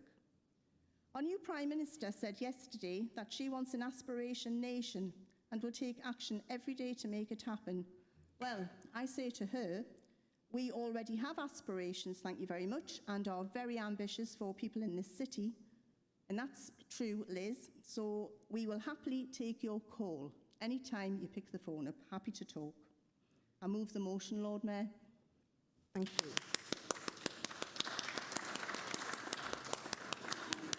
Councillor Kilgour, would you like to speak? Thank you, Lord Mayor. As Councillor Copley has so eloquently described, Newcastle has worryingly high levels of child poverty.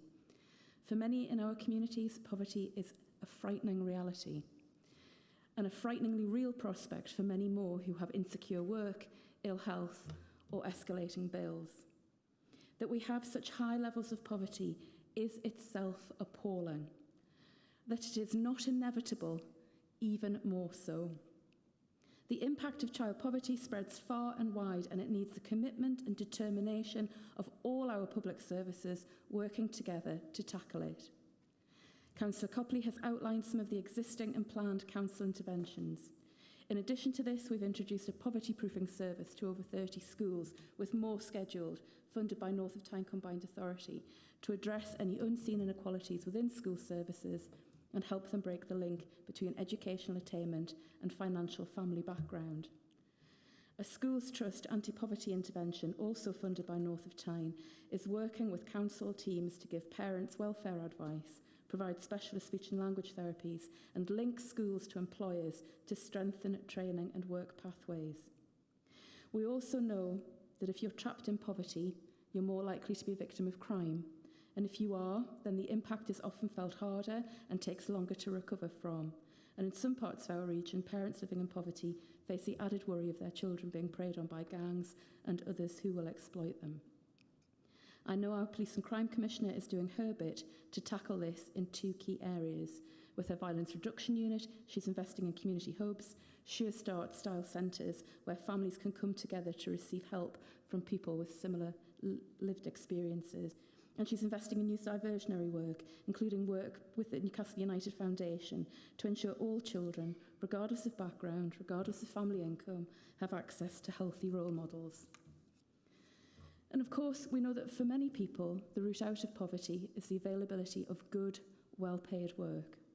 Along with our partners, we're doing everything we can to attract investment and good employers into our city, complemented by training and education programmes to ensure that our residents have the right skills and qualifications to access the jobs and opportunities that we're attracting to the region. We know that with political will and the right policies and interventions, child poverty could be eradicated. This needs a properly resourced, coordinated approach across all government departments. Sadly, this looks even less likely given the events of the last day or so. But where this Tory government fails to act, councils like Newcastle and our partners will step up to do our very best to protect and support our residents in these incredibly worrying times. I second the motion, Lord Mayor. Thank you, Councillor Kilgour. Councillor Morrissey, would you like to propose your motion?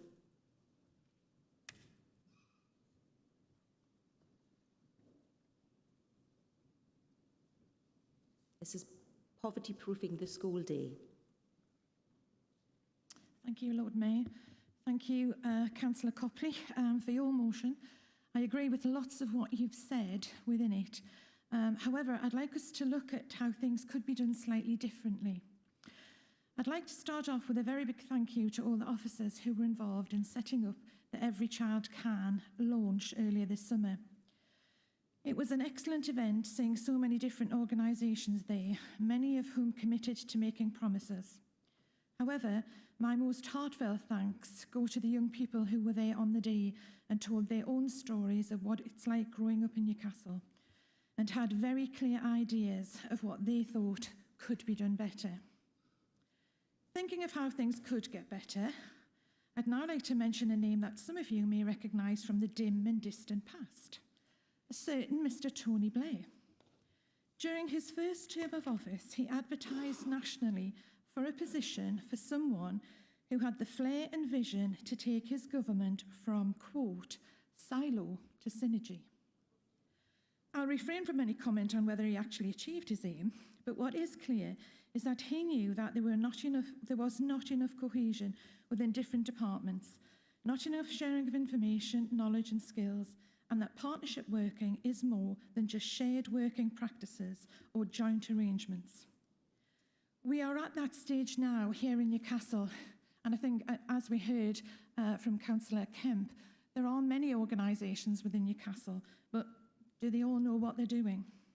Do we all know what they're doing? We've lots of organisations doing lots of things to help lots of people. However, there are lots of duplications, a lack of understanding about what is actually out there, and a need for not only joined-up thinking, but also for joined-up working too. The Every event was laudable. It was a springboard for an 8-year project, though. We are presently facing a cost of living crisis not seen for the past 40 years, which will only get worse. We can't wait 8 weeks to act, never mind 8 years. And this is why I'm calling for a poverty commission to be set up in Newcastle, to coordinate all the excellent work being done around the city to alleviate poverty, starting with poverty-proofing the school day. During the Every event, I saw so many organisations present who didn't realise they were working in a similar way to others. This included the local authority, the private and voluntary sectors, and small community groups. We know of local and national charities working and helping people how to poverty-proof the school day. We are aware there are food banks supporting communities and families with food. There are other groups helping with finance and debt concerns, and there are some doing all of this. If we had a coordinated approach to what is happening across the city, we could streamline services, work more effectively, and save money in the process, which could be reallocated to where it's most needed. We know there will be families asking for help and support this year who have never done so before, so resources will be stretched even further. Surely it can only make sense to deliver this support in a coordinated way, moving out of our individual silos into the synergy which will provide more of our residents with a timely, cost-effective service. Other local authorities have done so, so why can't we? As prices of essentials, including food, heating and fuel, continue to rise, families on low incomes are facing more uncertainty and pressures. Many of these families were struggling to get by even before the current crisis and are not helped by the rollercoaster real value of universal credit payments and short-term fixes to help benefits. If you really want our children to reach their potential and grow into healthy, contributing adults, please support my motion for a poverty commission to be set up in Newcastle now. Thank you, Lord Mayor. Thank you, Councillor Morrissey. Councillor Stone, would you like to speak now or reserve the right? Okay. Thank you, Lord Mayor. I'm grateful to have the opportunity to second Councillor Morrissey's motion and to contribute to the debate on both motions which address similar issues. I remember bringing a motion to Council probably a decade ago welcoming Alan Milburn's Social Mobility and Child Poverty Commission report, calling on the Council to do more to incorporate social mobility into its agenda and priorities. And I'm sure there is still more social inertia than social mobility in our city and our society. And we rightly recognise the importance of education as the route to greater opportunity and greater life chances, but too many children in our city still face significant barriers to educational progress. There has been virtually no change in the education disadvantage gap between children on free school meals and their peers in the past 20 years. As we heard earlier, the IFS's recent Deaton review into educational inequalities shows that social inequality is still deeply embedded in education. It shows that every stage of the education system can play a role to shape inequality or play a role to reduce it. And as we heard earlier from Councillor Copley, it sets out 7 guiding principles for policymakers that I hope the Council is adopting and implementing. Educational inequalities cannot be solved by the education system alone, but educational inequalities are both a cause and a consequence of wider social and economic inequality. In a system where the rewards for making it in education are so high, there will always be pressure on parents to invest in helping their children succeed. But in a society where capacities for parental help differ so widely, the education system can never fully compensate for the vastly different experiences that children have outside of the school gates. Nevertheless, this debate is a timely opportunity to remind Council about important work by Children in the North East to poverty-proof the school day, which supports schools to remove those barriers for children living in poverty. Councillor Morris's motion recognises that pupils experiencing poverty face significant challenges throughout their time at school, but argues that making simple interventions in the structure of the school day can make a massive contribution towards improving educational outcomes and life chances. So I urge Council to endorse the Poverty Proof School Day campaign and to consider how that we can embed Deaton 7 principles within a more equal educational system in Newcastle. And I hope both groups can, or all groups in the Council will be able to agree with those principles. I think they unite us rather than divide us, and I hope that Council will support both motions. Thank you, Lord Mayor. Thank you, Councillor Stone. I have 6 members who wish to speak on this subject. I'll call them. Councillor Iron, is he did leave, didn't he? I thought he did. Councillors Ferguson, Kemp, Ashby, Williams and Storey. Councillor Ferguson, followed by Councillor Kemp.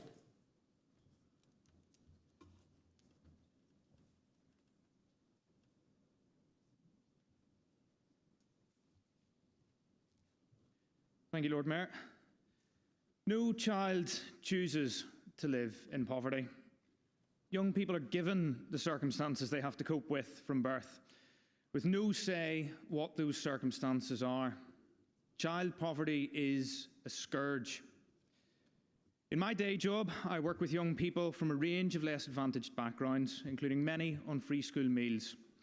In my spare time, which I do as much as possible to have as little of as possible, I'm the Chair of Governors of a school in an area facing a range of socio-economic challenges. I know that for many of the young people I meet, their interaction with educational establishments is key to addressing their experience of poverty, whether it be mitigating the expense of uniforms, provision of a good meal, or supporting children and young people's life chances. Councillor Copley's answer to Councillor Morrissey's earlier question in the proceedings referred to ensuring high-quality early years provision in children's services, and this is absolutely right. A good start is vital for young people's life chances. We know, however, from research by the Social Mobility Commission that these life chances in our region are amongst the best of any in England in the early years. But by the time young people get to the teenage years and young adulthood, they are amongst the worst. So we must focus on the whole life cycle, and we cannot duck that challenge. There is much to be lauded in both motions that we've heard this evening, but I do particularly favour Councillor Morrissey's comprehensive, prompt and swift proposals. Child poverty is happening now, not in 8 years' time. Schools exist at a vital nexus of young people's experiences and can be a key vehicle to addressing them. So I hope that we can come together to support the best of both motions. One final comment, Lord Mayor, if I may, and a small point at that, but nevertheless I feel a necessary one. I must note that in Councillor Copley's original motion, she says that high levels of child poverty are unacceptable only in a modern Western democratic country. Surely we can all accept that child poverty is unacceptable anywhere. Thank you. Thank you, Councillor Ferguson. Councillor Kemp. Thank you, Lord Mayor. The very fact that we're having this debate this evening is a stain on the conscience of this country. Child poverty is not inevitable. Surely making sure every child gets a good start in life is the right thing to do and the smartest investment we can ever make. Poverty is primarily a structural problem, not a fault of individuals, and the reality is families not having enough money to meet their basic needs is the issue. There is an urgent need for government to step up and take responsibility, so tackling unemployment, creating new jobs, addressing the issue of low pay is needed, and thirdly, a social security system that supports people and that benefits rise with inflation. We're in the early stages of a cost of living crisis, and we all know that this is just the start of a period of time that is going to become increasingly challenging and increasingly difficult for an increasing number of people. The case for addressing poverty, its roots causes and associated health inequalities is urgent and overwhelming. The COVID-19 pandemic has laid bare the harm caused by deprivation, and the cost of living crisis is likely to hit those most in need the hardest, leading to poorer health and lower social mobility. The circumstances of our childhood set us on a trajectory that affects the rest of our lives, with children born into disadvantage being far more likely to experience poorer health, lower earnings, a shorter life expectancy, and lower levels of happiness than their peers. Taken together, the early years and secondary school period account for the development of 80% of this divergence in life outcomes. We know that investing in early childhood can vastly improve outcomes for our poorest children, yet progress to narrow the gap in early years has stalled, with trends once again worsening and made even more stark by COVID-19. Fragmented service delivery, the disputed nature of national early childhood policy, an overstretched early years workforce, and lack of support for parents all combine to leave many children without the resources they need in their early years. The context of the home environment also exerts a great deal of influence. Financial difficulties, strained relationships, and poor and unstable housing can all prevent parents and carers from giving their child and children the best possible start and forming the strong early attachments that are so critical in infant development. Socioeconomic environmental factors can explain much of the gap between children from richer and poorer families during early years. Childcare costs have risen 42% since 2008. A new national childcare strategy is needed that should include universal childcare places available for all 2-year-olds, increased support for children's centres with a high-quality funded model. Children and families also need access to high-quality childcare to thrive. The UK has a chronic shortage of early years practitioners. Access to high-quality childcare is often dictated by where someone lives, and even where the supply is good, poorer families are much less likely to take up these options. All we've heard in the debate tonight, we know shows what an important issue this is, and it's why the Labour administration has identified poverty as a key priority for us. Councillor Morrissey, you referenced the Every Child Can event. I attended and I spoke on behalf of the council, making a commitment. The bit I'm slightly confused on your contribution, and apologies, it's not a criticism, is that you were calling for a commission, but if you look actually at the drawing together of the Every Child Can campaign, that is, by its very essence, a coalition of all those stakeholders and partners working together, drawing together, working with the Children's Services team at the City Council to ensure that we align our interventions to provide the best possible solutions for our young people. I believe that that activity is underway. When you say it's an 8-year plan, yes, because it's sensibly projected to look at an early intervention needs to have a continued intervention and support throughout a child's life. So actually that 8-year plan is simply being about strategic and long-reaching. It is not addressing immediate actions. I hope that you saw, and I too share your view, that the young people's contributions at that event were absolutely incredible and probably put the rest of us to shame. I thought their confidence, their ability and their willingness to share experiences was extraordinary, but I would support Councillor Copley's motion.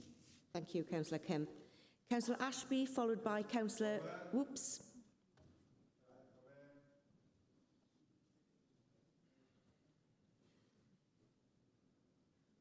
Lord Mayor, it's that beautiful time of every council meeting where I move that we do not implement Standing Order 19 and that we allow debate to continue to complete the agenda.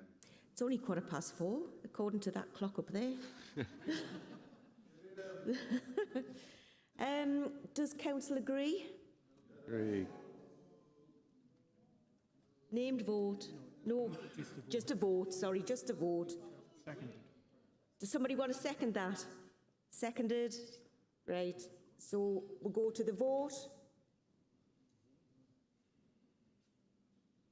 Let's see if it works this time.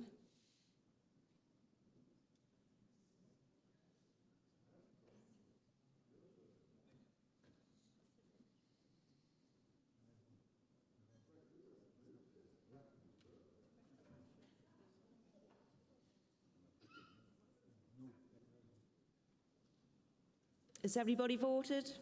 No. No. Do we need to take the additional votes? Or is it... I think it's quite clear, isn't it? So, we will be finishing at 8:30 or thereabouts after this item is finished. So, if we can carry on with Councillor Ashby, then Williams, Councillor Williams, then Councillor Story, and then we will take decide whether these motions have been agreed. Councillor Ashby. Lord Mayor, thank you. There's a direct relationship between poverty at home, performance at school, life prospects, social mobility and life expectancy. Over the decade before lockdown, the educational disadvantage gap between 11-year-old children on free school meals or in care and their peers had been narrowing. But according to reports today of this year's SATs, this disadvantaged group, a gap, has widened again. Only 59% reached the expected standard in reading, writing and maths. The government's target looking forward is 90%. This is an early warning klaxon. But are your ears open, new Education Secretary Kit Malthouse? His predecessors weren't. At GCSE, the North East this year was once again the lowest performing English region. Levelling up isn't just about vanity projects in parliamentary seats Tories won unexpectedly and hope to hang on to. Any decent One Nation Conservative would know that a nation isn't just its buildings, it's its people that must be invested in too. Some of the necessary tools are readily to hand to tackle the short-term crisis in schools, like a doubling of pupil premiums, a Liberal Democrats policy where money follows the greatest need. This could scotch rumours that schools are going to have to get rid of teaching assistants in order to pay their heating bills. A civilised government would add a per capita fuel allowance in this autumn's school budgets when it announces measures tomorrow. It could provide additional funds to extend after-school activities so that children don't have to go back so early to cold homes. All children of school age should be provided with a meal halfway through the school day. This promotes learning and provides internal central heating. I'd say hot meals, except not all schools have such facilities any longer. And of course, Newcastle Liberal Democrats have already suggested public warm welcomes from shopping centres and community centres, an idea which, despite scoffing from some, is being adapted in other places, and I'm pleased to hear the leader tonight express his support for that sort of idea. Lord Mayor, the aftermath of the pandemic and Russia's murderous assault on the people of Ukraine have compounded the endemic problems of poverty in Britain. Our children will suffer the most and will have to pay the cost in more ways than one. I hope we can all come together to vote for both of these motions this evening. Thank you, Councillor Ashby. Councillor Williams. Child poverty is unacceptable here and anywhere in the world. Our region experienced the steepest growth in child poverty in the 6 years leading to the pandemic, rising by 11%, compared with a UK-wide rise of 2% over the same time. The proportion of children living in absolute poverty rose in every North East local authority area. As the recent Child of the North report stated, poverty is the lead driver of inequalities between children in the North and their counterparts in the rest of the country, leading to worse physical and mental outcomes, educational attainment, and lower lifelong economic productivity. Alongside the many human costs and affront to social justice, it has been estimated that the cost of child poverty to the country is $38 billion a year. Child poverty is not inevitable. Government policies to alleviate it do not go far enough. The aim must be to end it. The cause of child poverty are structural and not behavioural, despite Tory narrative. With such high rates, how can parents be blamed for their poverty? However, we do know that child poverty is policy responsive. Whilst the North East experienced the steepest recent increases in child poverty, we also saw the steepest decline in child poverty rates between the years 1999 and 2013. This and the 1 million children lifted out of poverty between 1998 and 2010 can largely be attributed to Labour government policies, such as the introduction of the national minimum wage and significant investment in the social security system, such as child tax credits, child benefit and childcare support, as well as increases in parental employment, particularly for lone parents. Moreover, the most recent child poverty figures show a fall in child poverty due to the £20 uplift of universal credit. Now that has been taken away, along with the steep rise in the cost of living, numbers will rise again. The last Labour government's policy demonstrated what can be done with clear commitment, political leadership and decisive actions to increase family incomes. The task to tackle child poverty is now urgent. There needs to be a plan to end child poverty. It needs to commit to a new comprehensive cross-government strategy. However, there are important first steps given the extent of the problem and its trajectory. Reinstate the £20 per week universal credit cut and extend it to legacy benefits. Scrap the two-child limit. Extend free school meals to all families receiving UC and equivalent benefits. At present, 1 in 4 children in poverty are not eligible for free school meals, so introduce universal free school meals, as has the Welsh Government. Make a commitment to maintain the Holiday Fund and Activities Programme Councillor Williams. in the North East and make it open to all children. We must turn the tide on gross inequalities, signalling the direction of travel for children's futures and indeed everyone's future. Policies make a difference. Ending child poverty is possible. There must be a resourced government plan and determination for it to be implemented. I support Councillor Copley's motion. Thank you. Councillor Story, did you want to speak? Did you want to speak on this? Would you like to speak on this? Yes, very quickly. Thank you.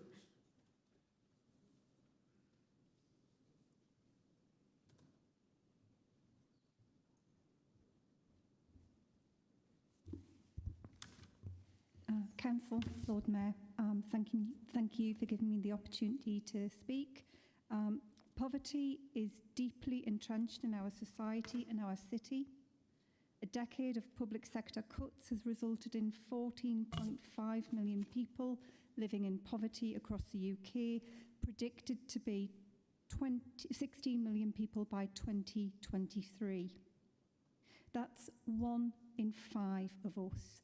And I do say us because poverty isn't just about people out there, residents in our community. It's also about people in this chamber. It's also about our staff, and there will be people here tonight who are experiencing poverty.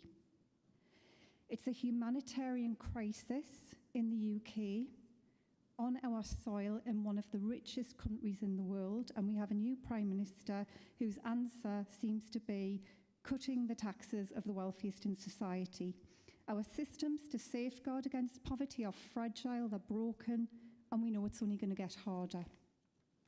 We've debated poverty many, many times in this chamber. You know the statistics, the consequences, the impact, and you also know that poverty is preventable, and we've heard that again and again tonight. So why are we discussing it again? Well, of course, it's because we have a cruel and harsh government who simply do not care. Today, when I read both motions, and I thought they were both excellent, I had a memory from decades ago, and it was a book and a quote, and it had a huge impact on me, and I'd like to read it out to you. The fields are fruitful, and starving men moved on the roads. The granaries were full, but the children of the poor were rachitic. And of course, it's John Steinbeck's The Grapes of Wrath, which was written about the Great Depression. In the 1930s, Steinbeck set out how the rich turned their backs on the poor, how they shamed them and blamed them. It could just as easily describe our country right now. We must not turn our backs on poverty and on the poor. I support Councillor Copley's motion, and I would ask you all to do the same as well. Thank you very much. Thank you, Councillor Story. I will now call upon Councillor Copley. Would you like to reply? Yes, thank you. I would like to thank everybody for their contributions. It's been a really great discussion. I think there's a lot of common ground in I don't often find that with many people, but there is in the room tonight, and I think that's really helpful. I think, thank you, Councillor Williams. No poverty is okay anywhere, absolutely not. I'd like to thank Councillor Morrissey for her motion, but I can't actually support that. And I don't know if this is the right time to say that, but I think that we've gone past the time for talk. We've gone past the time for commissions. We've gone past the time for gathering people together to have a chat about this. The time now is for action, and that's what developing an anti-poverty strategy will galvanise us to do. We have to get up and we have to take the steps needed to do that. So I welcome Councillor Morrissey as part of whatever it looks like going forward, but I cannot support the motion as it stands. I'm sorry. Thank you. Councillor Copley. Councillor Morrissey. Yes, thank you. Fortunately, I can support your motion, Councillor Copley. As we have heard in the room tonight, there is more that unites us around child poverty than separates us. I take the kind comment from Councillor Kemp and in the way it was said to me that maybe it was my misunderstanding that we don't have a poverty commission, that the work around every is that commission. Well, can I make a plea to you to just make that a little bit more open and known to the public, and also to the many organisations we rely on outside of this building to help people. There are many out there who, there's a couple in my own ward who I've just found recently, don't know that the same thing is happening somewhere else. So it's about that connectivity that we need. So I am going to support Councillor Copley's motion, but I also hope that you support mine. Thank you. Thank you, Councillor Morrissey. Right then, colleagues, is the motion on child poverty agreed? Is the motion on poverty-proofing the school day agreed? Do we need a vote? Okay.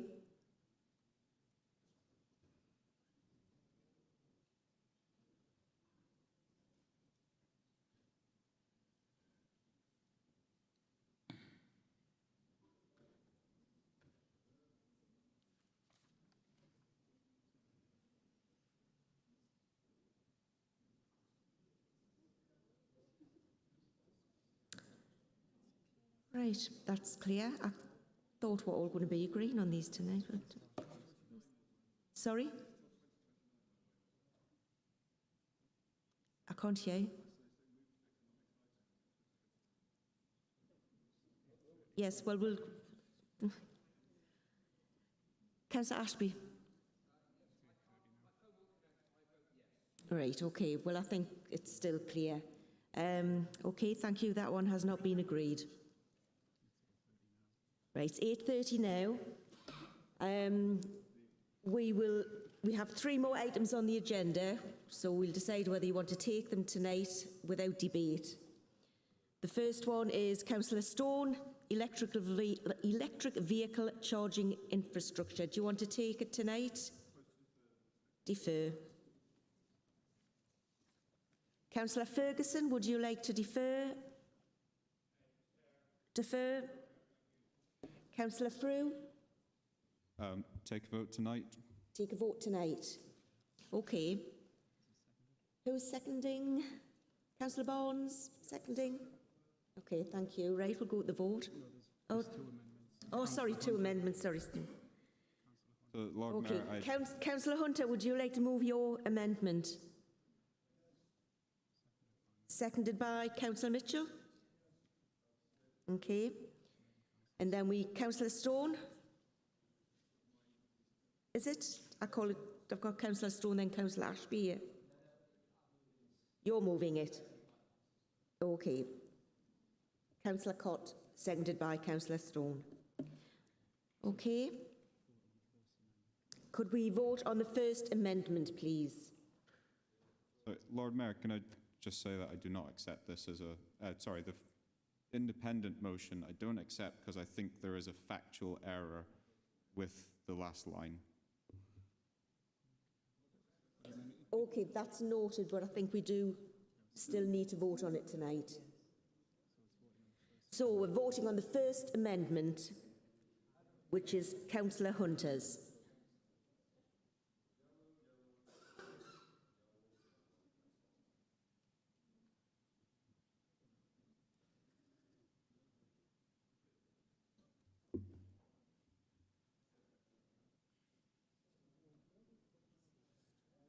Okay, that amendment is rejected.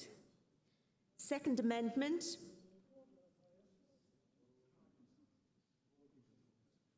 What? We need a vote? Second amendment? Second amendment, not agreed. It is not a friendly amendment. Not agreed. We need a vote. We're voting on the second amendment.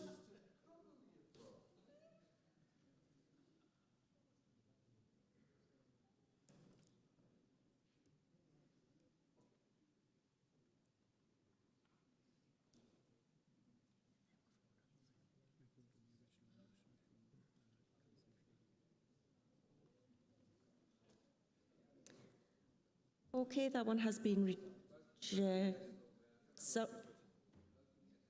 Yes. Right, thank you. That one has been rejected also. We will now vote on the original motion from Councillor Frew. Agreed? Everybody happy with that one? Great. Right. That is the business of the day. Apart from saying, Councillor Cookson, was that your maiden speech? Can we give him a round of applause?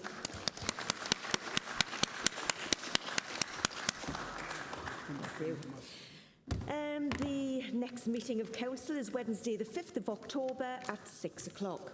Thank you everybody and we'll see you then. Whoops.